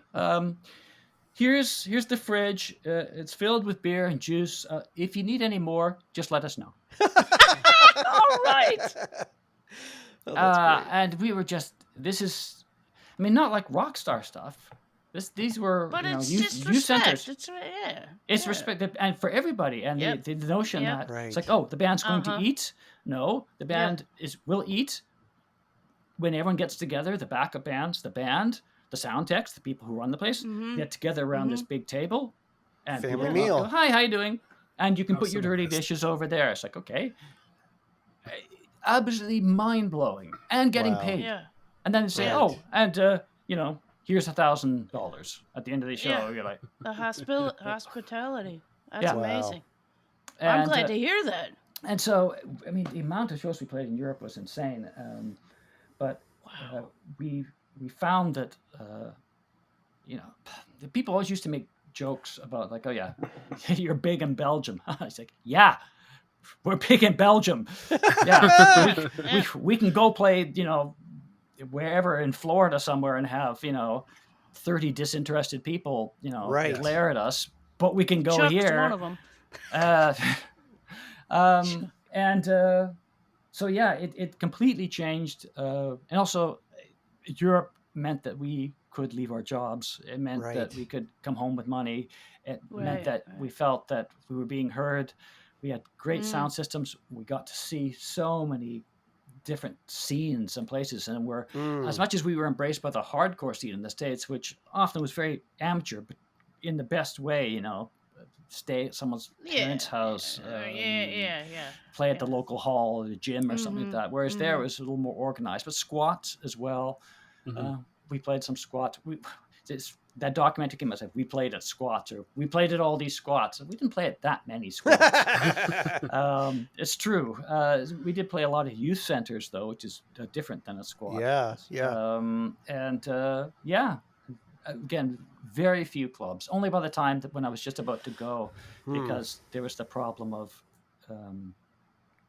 too many people wanting to see us, and so it was annoying because we'd go play these places we had played like the last 3 years, and so why can't we play this this youth center here that held 250 people? And they're like, oh yeah, well, too many people want to go, but we can't have them outside. So they put it on at this club. No one likes it, but it's the only way people are going to be able to see you. And then the penny kind of dropped. Kind of thought. So in other words, because we're so popular, getting to be popular, in our scene anyway, we're giving up the part of the scene that was great to play. Right. And we have to give that up to do that. Right. And not only that, but because of the bullshit that you get by playing a club or a bigger place that holds 2,000 people. I mean, not all. There are some larger venues that do a really great job. Paradiso is one. Rode Fabriek is another one that absolutely big, but really nice. And but then you wouldn't have any time to see the people who you knew from that scene. So you'd be there and it's like, oh, when's Hans coming? It's like, oh yeah, he tried to he wanted to see you, but it was such a hassle getting backstage because he had to get backstage pass. And it's like, oh, that's a shame. Oh gosh. And there was all those things kind of like adding. That also helped me kind of think like, do we just continue to get bigger and bigger and bigger? It's like, maybe we should you don't have that human connection with your originals. Yeah. Okay, another thing. Enough of Europe for now. Oh my God.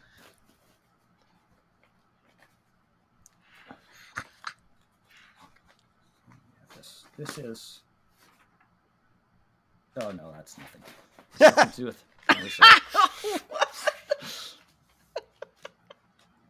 Your phone bell.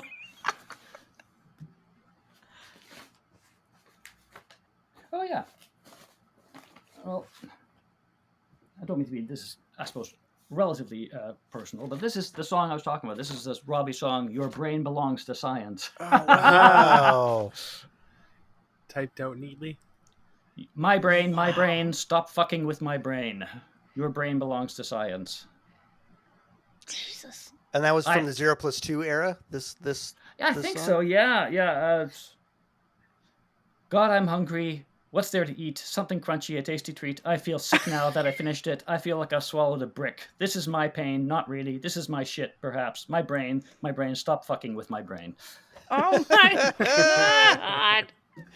Oh, wow. Oh, hell. What is this? Oh, this is a cup of coffee. This is after I've... Oh, it's got the Nomeansnerd snow stamp on it, though. Hey. Oh, is that a cup of coffee and a king-size cigarette? Yes, is it was written. I guess it was written while I was in the band. I thought I wrote it afterwards. Nomeansnerd stationery. Yeah, I kind of like that. That's great. Okay, let's see what else is in here. More random. That wasn't fair because I saw it in the corner of my eye. What are you talking about? This is great. I love this. It's a great way to drive a video podcast, for sure. Yes. Yeah, you're going to cause this some has car nothing accidents to do with here. Nomeansnerd, but I'll show it because I did pull it out. This was a local band called The Keys. Oh, that's a great It album. was the cover. only record I've ever stolen in my entire life. That's because fantastic. They were a band that played in Victoria, and actually, I know this guy. He fixed my guitars for years. This very guitar, was fixed by this guy. There's the Nomeansnerd connection right there. Wow. John Wears. Hey. He sadly died a few years ago. He had a Oh. bicycle accident, fell off his bike and, shit. had a concussion hit his and then head. died. Yeah. Oh, wow. But I didn't really like the band, and I'm at a certain early gig. Me and some friends of mine were throwing bread at them on the stage. We didn't want to we weren't like, so it's Victoria. We're not going to throw beer bottles or anything like that. So we thought Throw bread. It's a Rocky Horror Picture Show. But I thought I do want to hear this. I do want to hear it, but I don't want to pay for it. So I do feel bad because the place I took this from was the greatest record shop in Victoria called Richard's Records. So apologies to Ian Cochran and Scott Henderson for this. I remember seeing Keys graffiti around. Somebody had made a stencil or something. I remember seeing it around Victoria. Wow. That's crazy cool. That's a kid good looking record. Should I continue on here, or you? Yeah. This is great. Yeah. Okay. Another poster.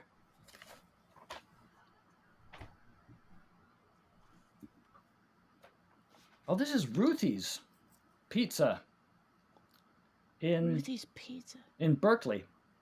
Oh, I thought that sounded familiar. But that's not Owen's Pizza. My God, we played 2 pizza places in Berkeley. That's crazy. Nuts.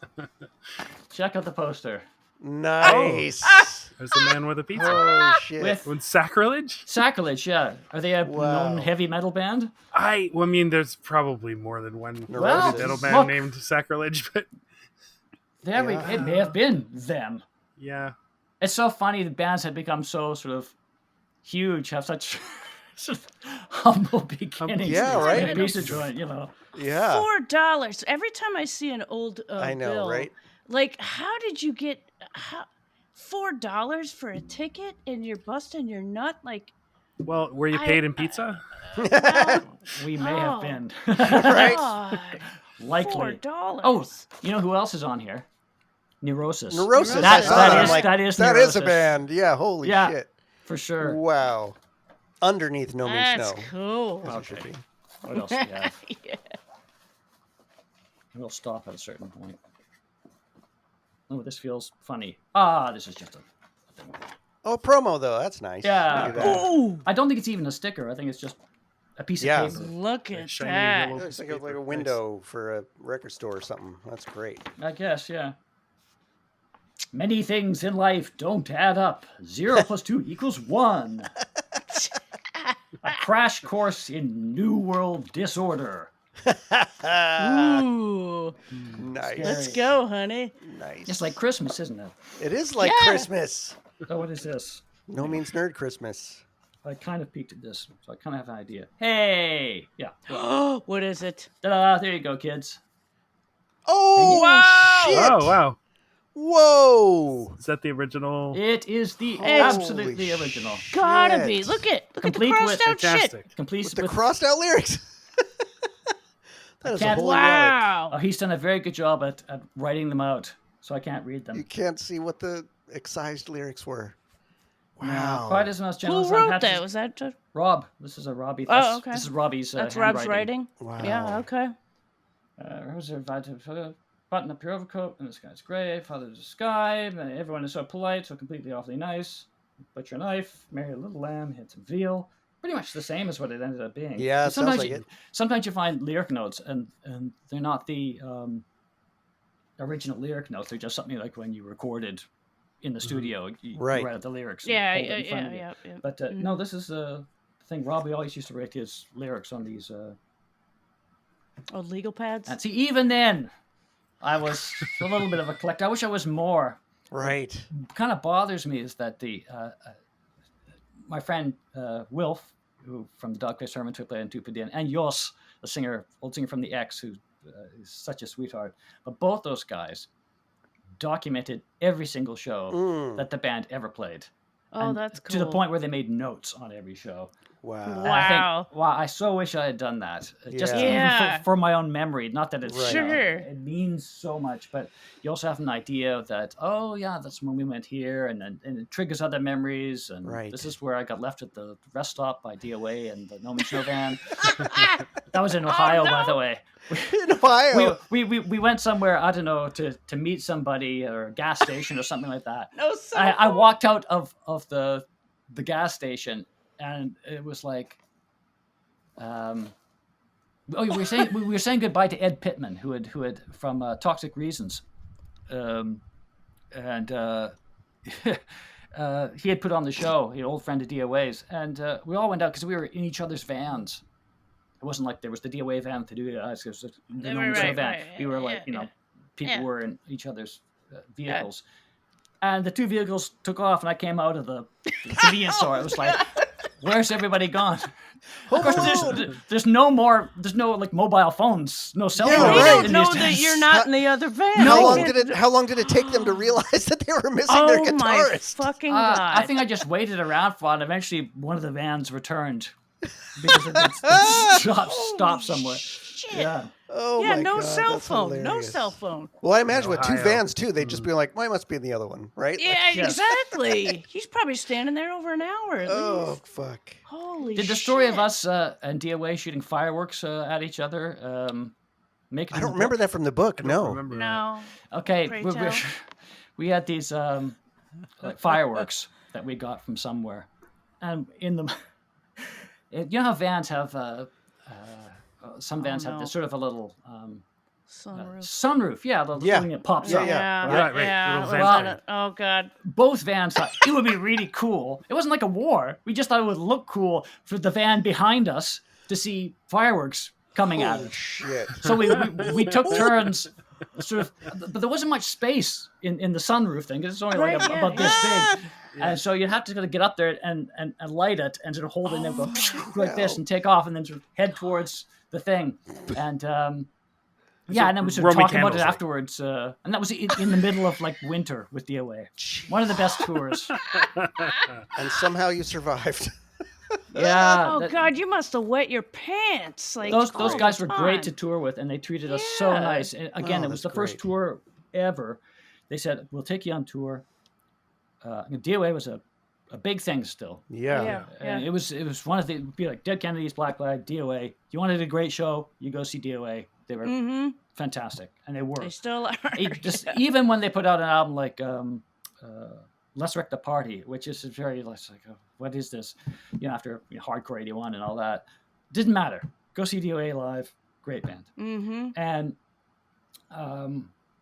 so we had played a few shows with them. Just 3 here, a couple there, but we got on together, and we looked like the oddest pair. DOA with all their Canadian gear on, and us.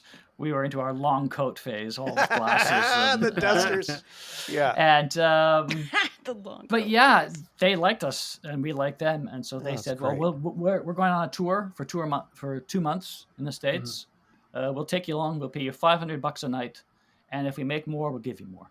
Wow. And we were like, okay. Oh, wow. And so away we went. And it was one of the best tours we ever did. Oh, that's great. It was so fun and hanging out with them and watching DOA every night. It has to be said. I mean, of course, if you travel with another band, you're a little biased maybe of what you think of the other band. But I mean, really, I watch DOA every set, every night.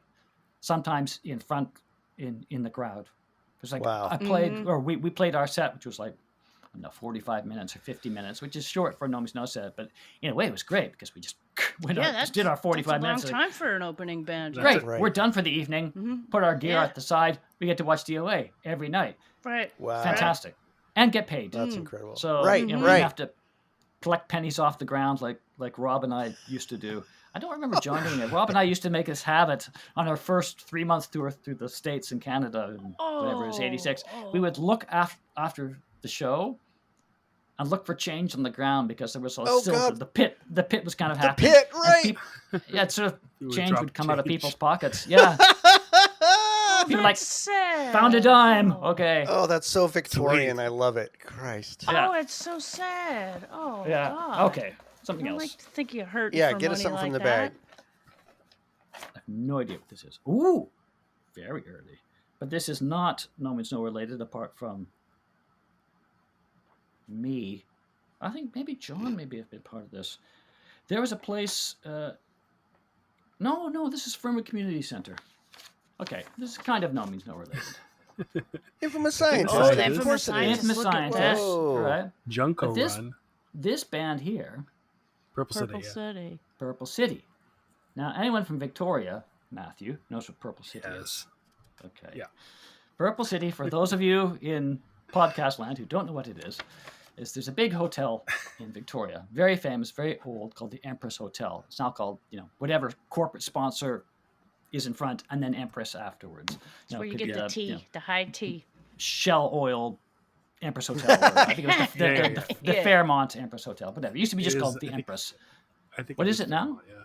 Is it Fairmont, Okay. maybe. I don't know. It's still called the Empress. I don't think It they is, did- yeah, okay. yeah. Yeah. Well, in front of the Empress, or at least it was in my time, there were these bright lights that lit up the front of this beautiful old building. Big ass spotlights. Yeah, the sort of orange spotlights. I mean, completely powerful. And the thing is, on sort of kitty corner to where the Empress Hotel is the legislative buildings. Yes, I didn't say the Yes. apartment buildings. I said the legislative buildings. Because that is correct. Because that Even is, though it's incorrect. it is the legislature that sits there. It is not a parliament, apparently. Yes. Whatever. It's a Victoria thing. Don't worry about it. Very famous building as well. Very old, and has all these lights on it, all over it. Sort of small, round lights. How can I describe this, Matthew? It's just, They sort of picked out the I guess the silhouette or just like the main architectural lines Yeah. picked out in like dots almost. outline, so you can see the shape of the building. Yeah. So, anyways, if you stand in front of the Empress, not with your eyes open unless you want to walk around with a white cane the rest of your life,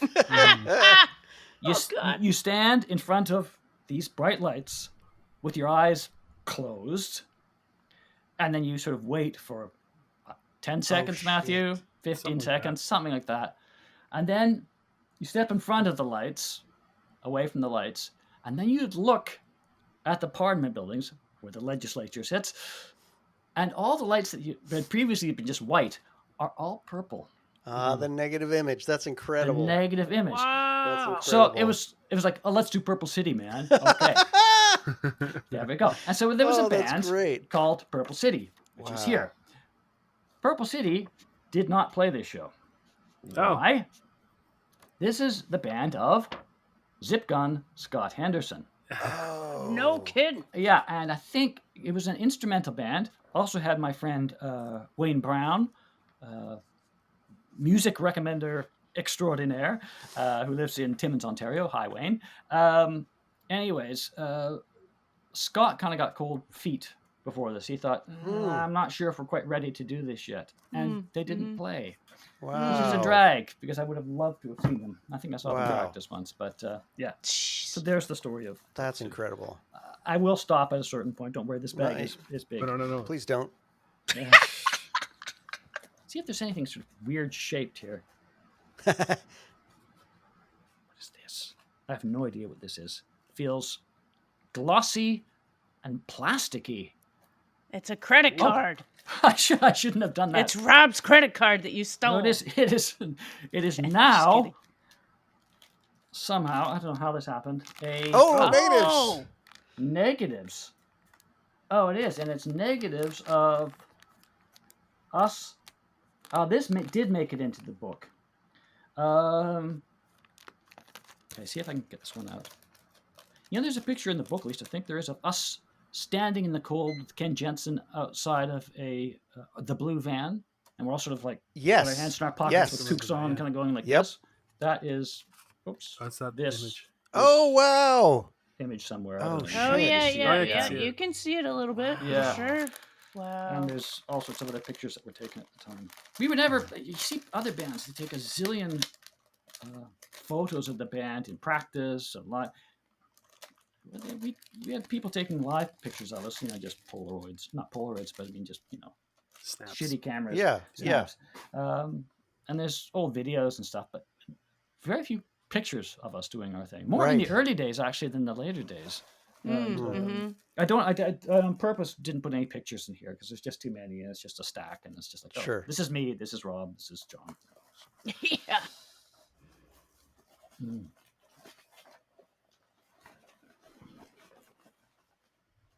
For those just listening, Yeah. Andy is reaching into the bag.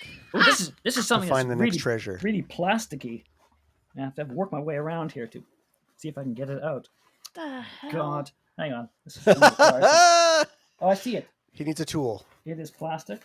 Some of these things I really haven't seen for ages. Oh, I know what this is.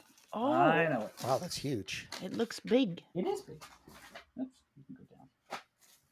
This is. Is it sealed? Can't be. Oh, don't. Oh, That's extra valuable. Don't crack the seal. yeah. Oh, how weird. Okay, well, it's sealed. Oh, and this is from the Quick Printer Photo Print on Pandora. 900 block Pandora, Matthew. 900 block. Okay. Okay. Anyways, this is the bad Oh my God! But this I love that. Those are your parents, right? This isn't a. That's Tom's parents. This isn't. Oh, it's Tom's parents. That's right. This is the actual photo on. Wow. You can see on the bottom. This is where the piece of paper is that ended up getting used for the. Yes, it's over the top of it. Yeah. Wow. It's the Scrabble photo. So I know what this is. Is that this got sent in? They made our pictures, our photos, and then they gave the original back to us, and that's what this original is. Wow. Andy! So oh my God! That's pretty incredible. Now you're not in the photo. That's John and Rob and Tom's parents. Yeah, but then you're in one where you're the coat is covering you, right? Yeah. There is a version of that where you're I kind of feel like I like our pictures. But with the exception of David Bruce's pictures, which were really sort of professionally done, and they're the best pictures, to be honest. And Rebecca did a great job, Rebecca Kratz, photoing this. But the contrast isn't great. They're not terribly sharp. They're not actually great pictures. No, they're not. If you take a look at, say, other bands' pictures, they go, "Wow, that's just Anton Corbijn or something like that." Joy Division. So it's like the cover of Power of Positive Thinking. It was my idea. I thought this is going to be such a great idea. Have two people hanging and have a clown hanging upside down, like they're hanging, like they're dead. And we shot it, and afterwards, the Power of Positive Thinking, sort of dead Bob connotations. But in the end, it ended up being a really crappy photo. But thank you, Betty, for doing it. I love that photo. Oh, I know, I do too. I think the whatever quality is lacking in it adds to the gravity of the. I have that picture at work. Oh yeah. I do. Yes. Okay. There we go. I love Rob's picture. Wow. Yep. Yeah. Look at that. That's a classic. I like the. Oh, this is just a folder. What's this? Oh yeah. I can't believe I just saw that thing. Oh, the fun. The original. Oh fuck it! I'm just gonna go in here and just see what it's. Yeah, just dump it. Yeah, just. Teresa, what is this? Set list. Oh wow! Yeah. Okay, this is 4 sets. Oh shit! On one piece of paper. Oh shit! Oh, which means that it might be. Let's take a look at the songs that are on it. Recycled from gig to gig. Yeah, it's all. No, we did one time at the Arts Club. No books. We did a series of nights. So this could be maybe Snake Finger even that we decided to do different sets over 4 nights. It's probably likely what it is. Oh yeah. Okay, just to keep it different. Yeah, it's around that time. It's got Teresa on there. That's definitely. I'm just looking for any. I don't see any wrong songs. I'm Wrong is on here. But that was an older song. Oh, you see, there's God. Yeah, 2-piece stuff. I mean, yeah, it's basically up to Wrong. Rich Guns, Chopped.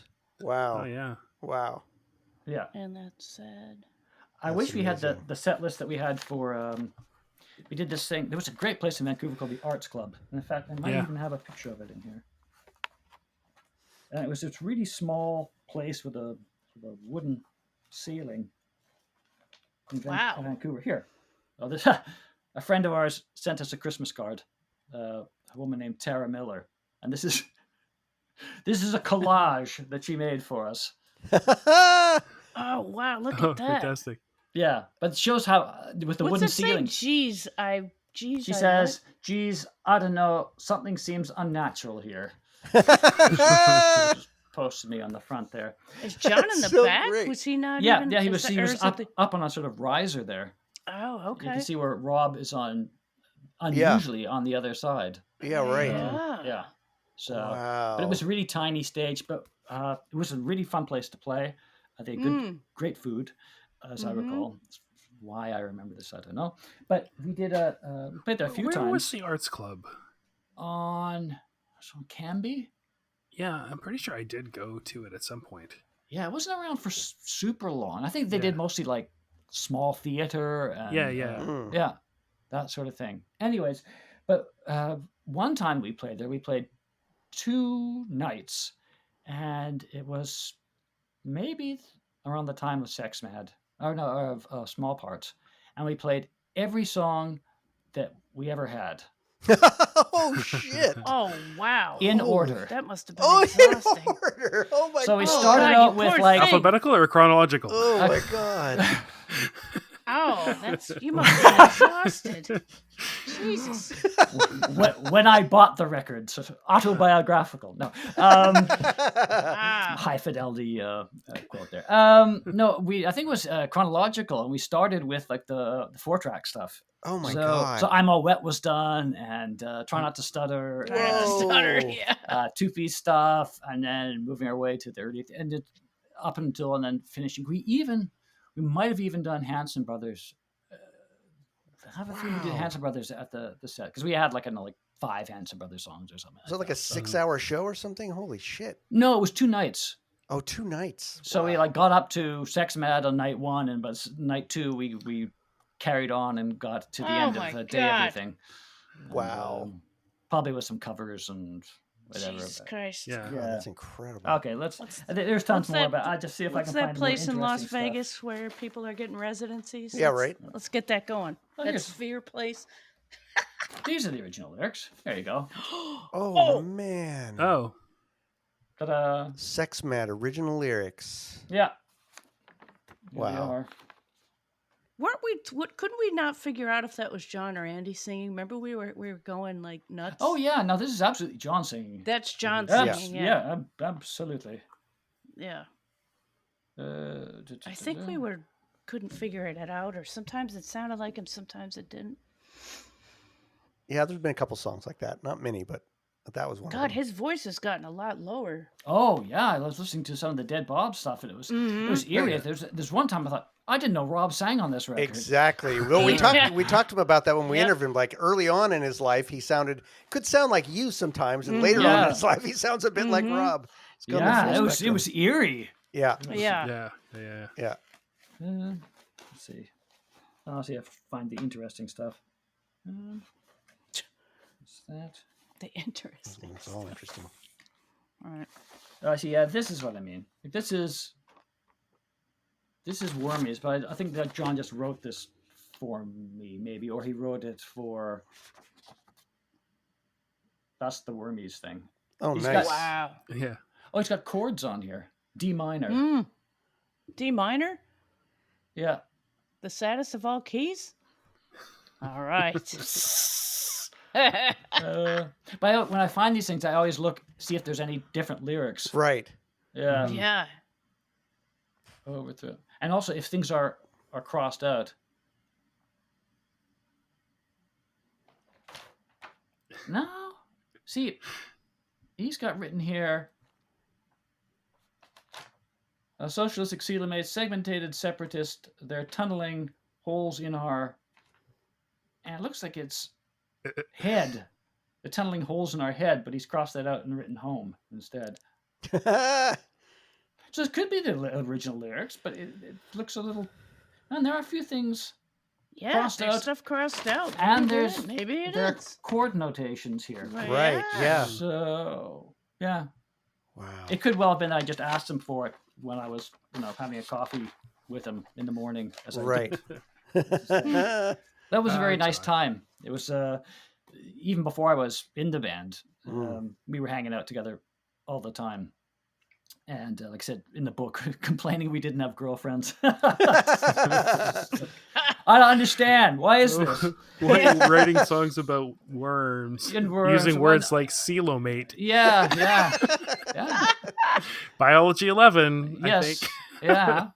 But and so I would go over to his place and he'd be there. His dad was still alive then and sitting in his bathrobe, and John would be in his bathrobe, and they're both smoking and having coffee in the morning. That's where I started to learn to drink coffee. It was in John Wright's kitchen. He'd say, "Oh, do you want a cup of coffee?" He'd say, "Well, I don't like coffee. Don't really had. Oh, I'll make a good cup of coffee." Yeah. John was great for that. John was like, "Never had gin and tonic? I'll make you a gin and tonic." So, That's great. so John would be there in the morning, and I'd just be over there, and we just do shit during the day. And this is all sort of pre No Means No, really. It's sort of infamous scientist time, actually. And high school. Yeah, and we'd also in the infamous scientists. I don't think that I said this in the book. At least I don't think so. We would work on songs together at the piano where Rob and John recorded and practiced, and the infamous scientists practiced there for a little bit when John was in the band. It was sort of logical because his drums were set up there, but there was a piano there, like a upright piano, and John wrote his songs on, and we worked on infamous scientist songs there.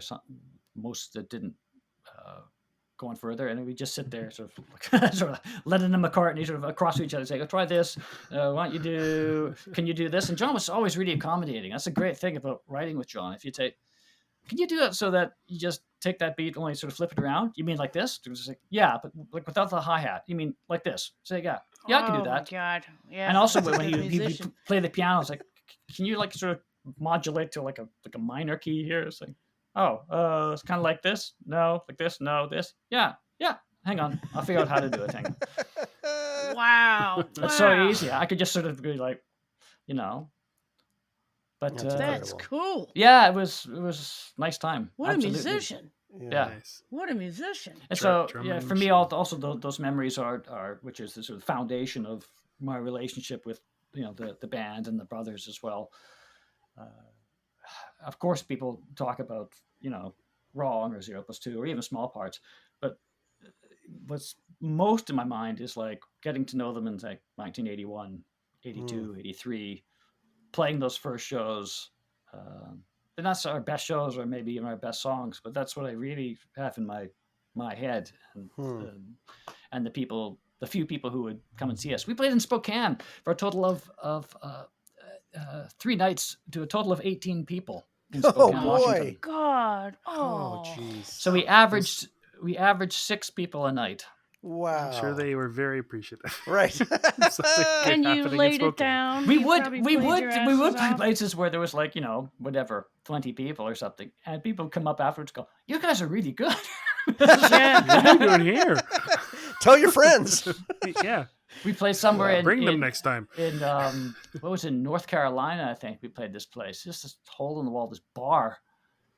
And I think the story is maybe a bit apocryphal now, but it was like, I don't know, like 15 people there, but 10 of them bought our You Kill Me EP. We didn't sell so many EPs per capita as we did at this show. It's like 2 out of every 3 people bought an EP. And we sat with everybody in this small town in North Carolina on a warm summer night outside, talking with everybody. And they were like, "Oh, I'll buy an EP. How much is this? Oh, that's a good deal." Oh, that's great. And wow. Yeah. So, that's great. okay, let's a couple more things and then we'll close the bag of mystery. Sounds good. Okay. So we're just going on. Okay, here we go. This is a good one. I'll choose one more after this. Okay. Red Devil. No Rest. Revenge. colder, sex mad, Fuck fuck song. song. Fuck song. Fuck song. It was in the set for a Wow. little while. Wow. Against Our Will Nice. certainly was in the set at the beginning, like every Huh. set. Self-Pity and Mama. There Mama. you go. Wow. I'm thinking that, Rob's lost his voice by this point. Hmm. Yeah, and he had lost it before You Kill Me. So it's really early on. Yeah. Yeah. Yeah, that was terrible. I mean, it wasn't like so dramatic when it happened, but it was like it was obviously something was wrong with his voice, and they went and saw the doctor, and he had these nodules on his vocal cords, and had to go in and get them removed. But just when was that? Because when his voice was healing, the first things he began to record when he lived on Gordon Head Road were the Hanson Brothers songs, and some small parts. Isolated and Destroyed was a demo. I don't have that, but and it was this sort of croaky voice doing. And you can imagine Rob in a croaky voice doing like Dad. He did a video, which is just a demo of him just on guitar singing Dad in this like, oh, Oh, wow. Yeah. Shit. And Wow. the Hanson Brothers were just written as a sort of way to sort of break out of the songwriting he was doing, and for fun as well. And Sure. They don't all sound like Ramon songs, but I like the idea of them. Yeah. It's amazing that he had that degree of vocal damage that young. Actually, it's pretty unusual. Yeah. Most really people sort of abusing blow out their voice like Tom Waits over time. But with him, it was a result of the surgery more than the actual nodules himself. But his voice got deeper, and like I know people listen to his early voice on Mama, and they go, "Oh God, he sounds so different." It's not the sort of Rob that I know, but for me, he had a beautiful voice on like Roommate, which I famously or infamously say is my favorite Nomeansnerd song. Yes. Is I think is a lovely voice. The original when he did Long Days for Sex Mad, which was good. He did an admirable job. But his original when he did Long Days originally, he had that really pure voice, really beautiful sounding, really beautiful sounding. Interesting. Yeah. Okay, one more thing, and then we're done. So, it's interesting that you guys took vocal singing lessons as well. Yes. That's. And there was a really nice woman who was, I guess, maybe in her late 50s. I think she was in Gordon Head as well. And that's what it said in the book. Yeah. And what was the song that we used to do? I Only Have Eyes for You. Oh, okay. Great. Oh, no All the stars out tonight. I don't care if it's hot or bright. And Rob and I would stand next to each other and sing these songs. Oh, that's great. From your diaphragm. Yes. It's good. It sounds kind of silly that we did that. You can imagine not at all. Young Absolutely. me and young Rob's doing this, but we learned some basic techniques that we completely carried on using. Absolutely. I played a show when we did the shows with the Violent Femmes in Seattle and Vancouver, and I only had like, I don't know, it was one of those things, the sets where they did the 2-piece and then it came on for like 3 songs at the end or 4 songs. And so I did like 4 songs in Seattle, and by the end of my 4 songs in Vancouver, I couldn't speak anymore. Wow. Because I was just so like, like this, and just singing completely from here and not. And this woman just sort of explained the technical side of how vocal cords are supposed to just kind of sit there and vibrate. Right. And the power comes from pushing the air along the vocal cords so they vibrate more, but not from using the vocal cords themselves to.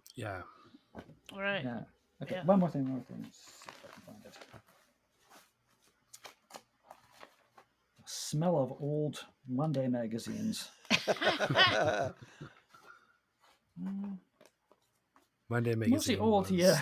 the old sort of Oh yeah. Victoria entertainment rag, I guess. Oh, okay. Yeah, stuff given away for free. I don't think it exists anymore. Maybe in some online form. Who knows? Yeah. But that's how you found maybe. out about entertainment stuff, bands. Upcoming stuff. Yeah. Very few of those have survived anywhere anymore, unfortunately. Yeah, they're mostly just set lists in here, and stickers and the wormy stuff. These are all the stuff that came with. Oh, no, these are. Yeah, that's sure. We'll end with The this. social service one. Yeah. These are promos. Or I don't know. Did they end up in the book, or I don't know. I can't remember. I don't remember seeing that one. This says Victoria's new single is not about cats, sex, or Nazis. It's about worms. Wow. Yeah, that's interesting. Oh, that there's that kitty. Cat sets and that Nazis cat. phrase came so much so earlier. early. Yeah, that's incredible. Yes. That's incredible. Wow. Yeah. There's the kitty cat. And too. who would have drawn that poster? I think Rob. If I look at this, to me that's not a John. That's a drawing. Rob. Okay. That's a Rob drawing. This is probably a John drawing. Interesting. How do you represent sex? And that is a I know. Yeah. I think that's definitely hither. Rob's style in terms of how he. Okay. Okay, so this is a sort of a 3-for-1. This one might be a little more common. Nomeansnerd with their debut single, "Look!" Exclamation mark. Here come the wormies! Double exclamation mark. And underneath it says, here it is. Sorry, there. Oh wow! And underneath it says That I've seen before. I think that was in the book. "Keep Banging the Worm," the Pill influence, because in the third Pill album, there's a song called "Keep Banging in the Door." Mm-hmm. Okay. This is John for sure. Crawling its way to the top. It'll worm its way into your heart. Available at Richards Records, Mesros, Sam the Record Man, which was a big deal, and Soft Sounds Guitar Shop. Wow. I love that black and white No Means No. I mean, that's so old, so iconic back into the history of the band, that logo for you guys. That's incredible. Yeah. As John, they were very happy They with found it in the stamp. piano bench. Yeah. They found it in the piano bench. Though That's what Jason told me. I'm just looking now, and I don't have the cover of Wormies, but this No Means No logo has exclamation marks on either. Yeah. Oh yeah. Is that also on the Wormies one? I don't know. I don't know either, but I think I've it's seen in it. the stamp. Is it? not? Is it? I don't think it's in the stamp. Is it? I'll have to look at the. No. I had the stamp. My It book? could be. You want me I've to never get my noticed book? though. It is in the stamp. It Very is. good, Matthew. Nice. Yeah, Look at that. Never even I'd never considered noticed. it. Wow. Cool. All right. Incredible. But it's not on Ron. No. There's no exclamation marks on No. that one. And this actually is kind of them. This is the B side Yeah. of Right. Hermes. Yeah. No, it's not much there, but Incredible. Ray, his at the time friend Ray, played bass on this. Oh, did he play it? No, he sang on this, and he worked for the social service in Victoria, social services, but was like thought they were really awful for a number of reasons. Hence SS social service. Oh, nice. There we go. Enough. Andy, that was Ta-da. incredible. That Yes, was incredible. thank you. Thank Land you. so much for- sakes. Yeah. Man, Jesus. this has been absolutely a fantastic interview. I mean, I absolutely can't thank you enough for taking the time to sit down with us. Oh, it was really fun. I'm sorry Yeah. if I blabbed too much, but Oh my God, are you kidding me? Um, Yeah, how dare you? I'd like to schedule the next Yeah, show. right. indeed. Part B. No, that Yeah. that was incredible. I mean, getting to hear the outtakes, right? No one expected that. That was No. incredible. And so now remind me the name of the one that you thought was recorded that you were And out in surprised the we world, hadn't yeah. heard. That was out in well, the no, world. I know it's recorded. no, you are, yes. Against our will. Against Yeah. our will. Okay. So if you find it, let us know. And anybody else Oh, I out will. there, if you for some reason have it, please make it available because it sounds incredible. It was what you recorded played on for us. a cassette 4-track, I think, at Steve Bailey's house. Yeah. In fact, I know the guy who recorded it, and yeah. So he'll have it. Okay. So I can get it. Oh, All good. right, we're going after Steve. Oh, good. Steve Bailey of the Neos, the best band. Don't be mistaken. The Neos were the best band to ever come out of Victoria. The Neos were absolutely mind-blowingly brilliant. Influenced maybe more other bands than Nomeansnerd did. Yeah. They were more, I mean, yeah, we were very different, and certainly Rob and John being a bass and drum duo was very different. Mm-hmm. Looking back now, you think, oh yeah, Neos were a hardcore band, but they really were a band that was groundbreaking in a lot of ways, and sweet and funny and young and energetic. And Steve was the guitar player for the band, and I'm still friends with. He's a nice guy. Anyways. But I'll get, if I can't find it myself, if I don't have it on a hard disk somewhere, I'll ask him. And you can hear it. It's a good song. Thank you. That's something to look forward to. Holy shit. Yeah. Andy, thank you so much. Oh, it's nice to see you cannot guys. thank you enough. Yep, really good to see you. And thank you everybody for tuning in. And it's 12:30 our time. I think at least a couple of us will go and pass out now. And just ruminate on everything we just heard. So thanks everybody for tuning in, and we'll see you all soon. Oh, Andy, do you have anything that you want to plug? Playing with Tooth and Din or anything like that? No, I'm not really doing that. My friend Howie's record's coming out in the fall, which I play on 4 songs on, which I was really happy with. Just listening to a test pressing the other day. It sounds good. Beyond that, I did 3 songs on the next Specimen Box, the Larry Bluetooth project. Great. So happy with that. And, that's great. But no live shows coming up, and I need to phone Wilf and get that happening because I feel like playing live again. Oh, good. Yeah. Cool. That's good to hear. All right. Well, thank you again, and we'll see you soon. Bye. Bye.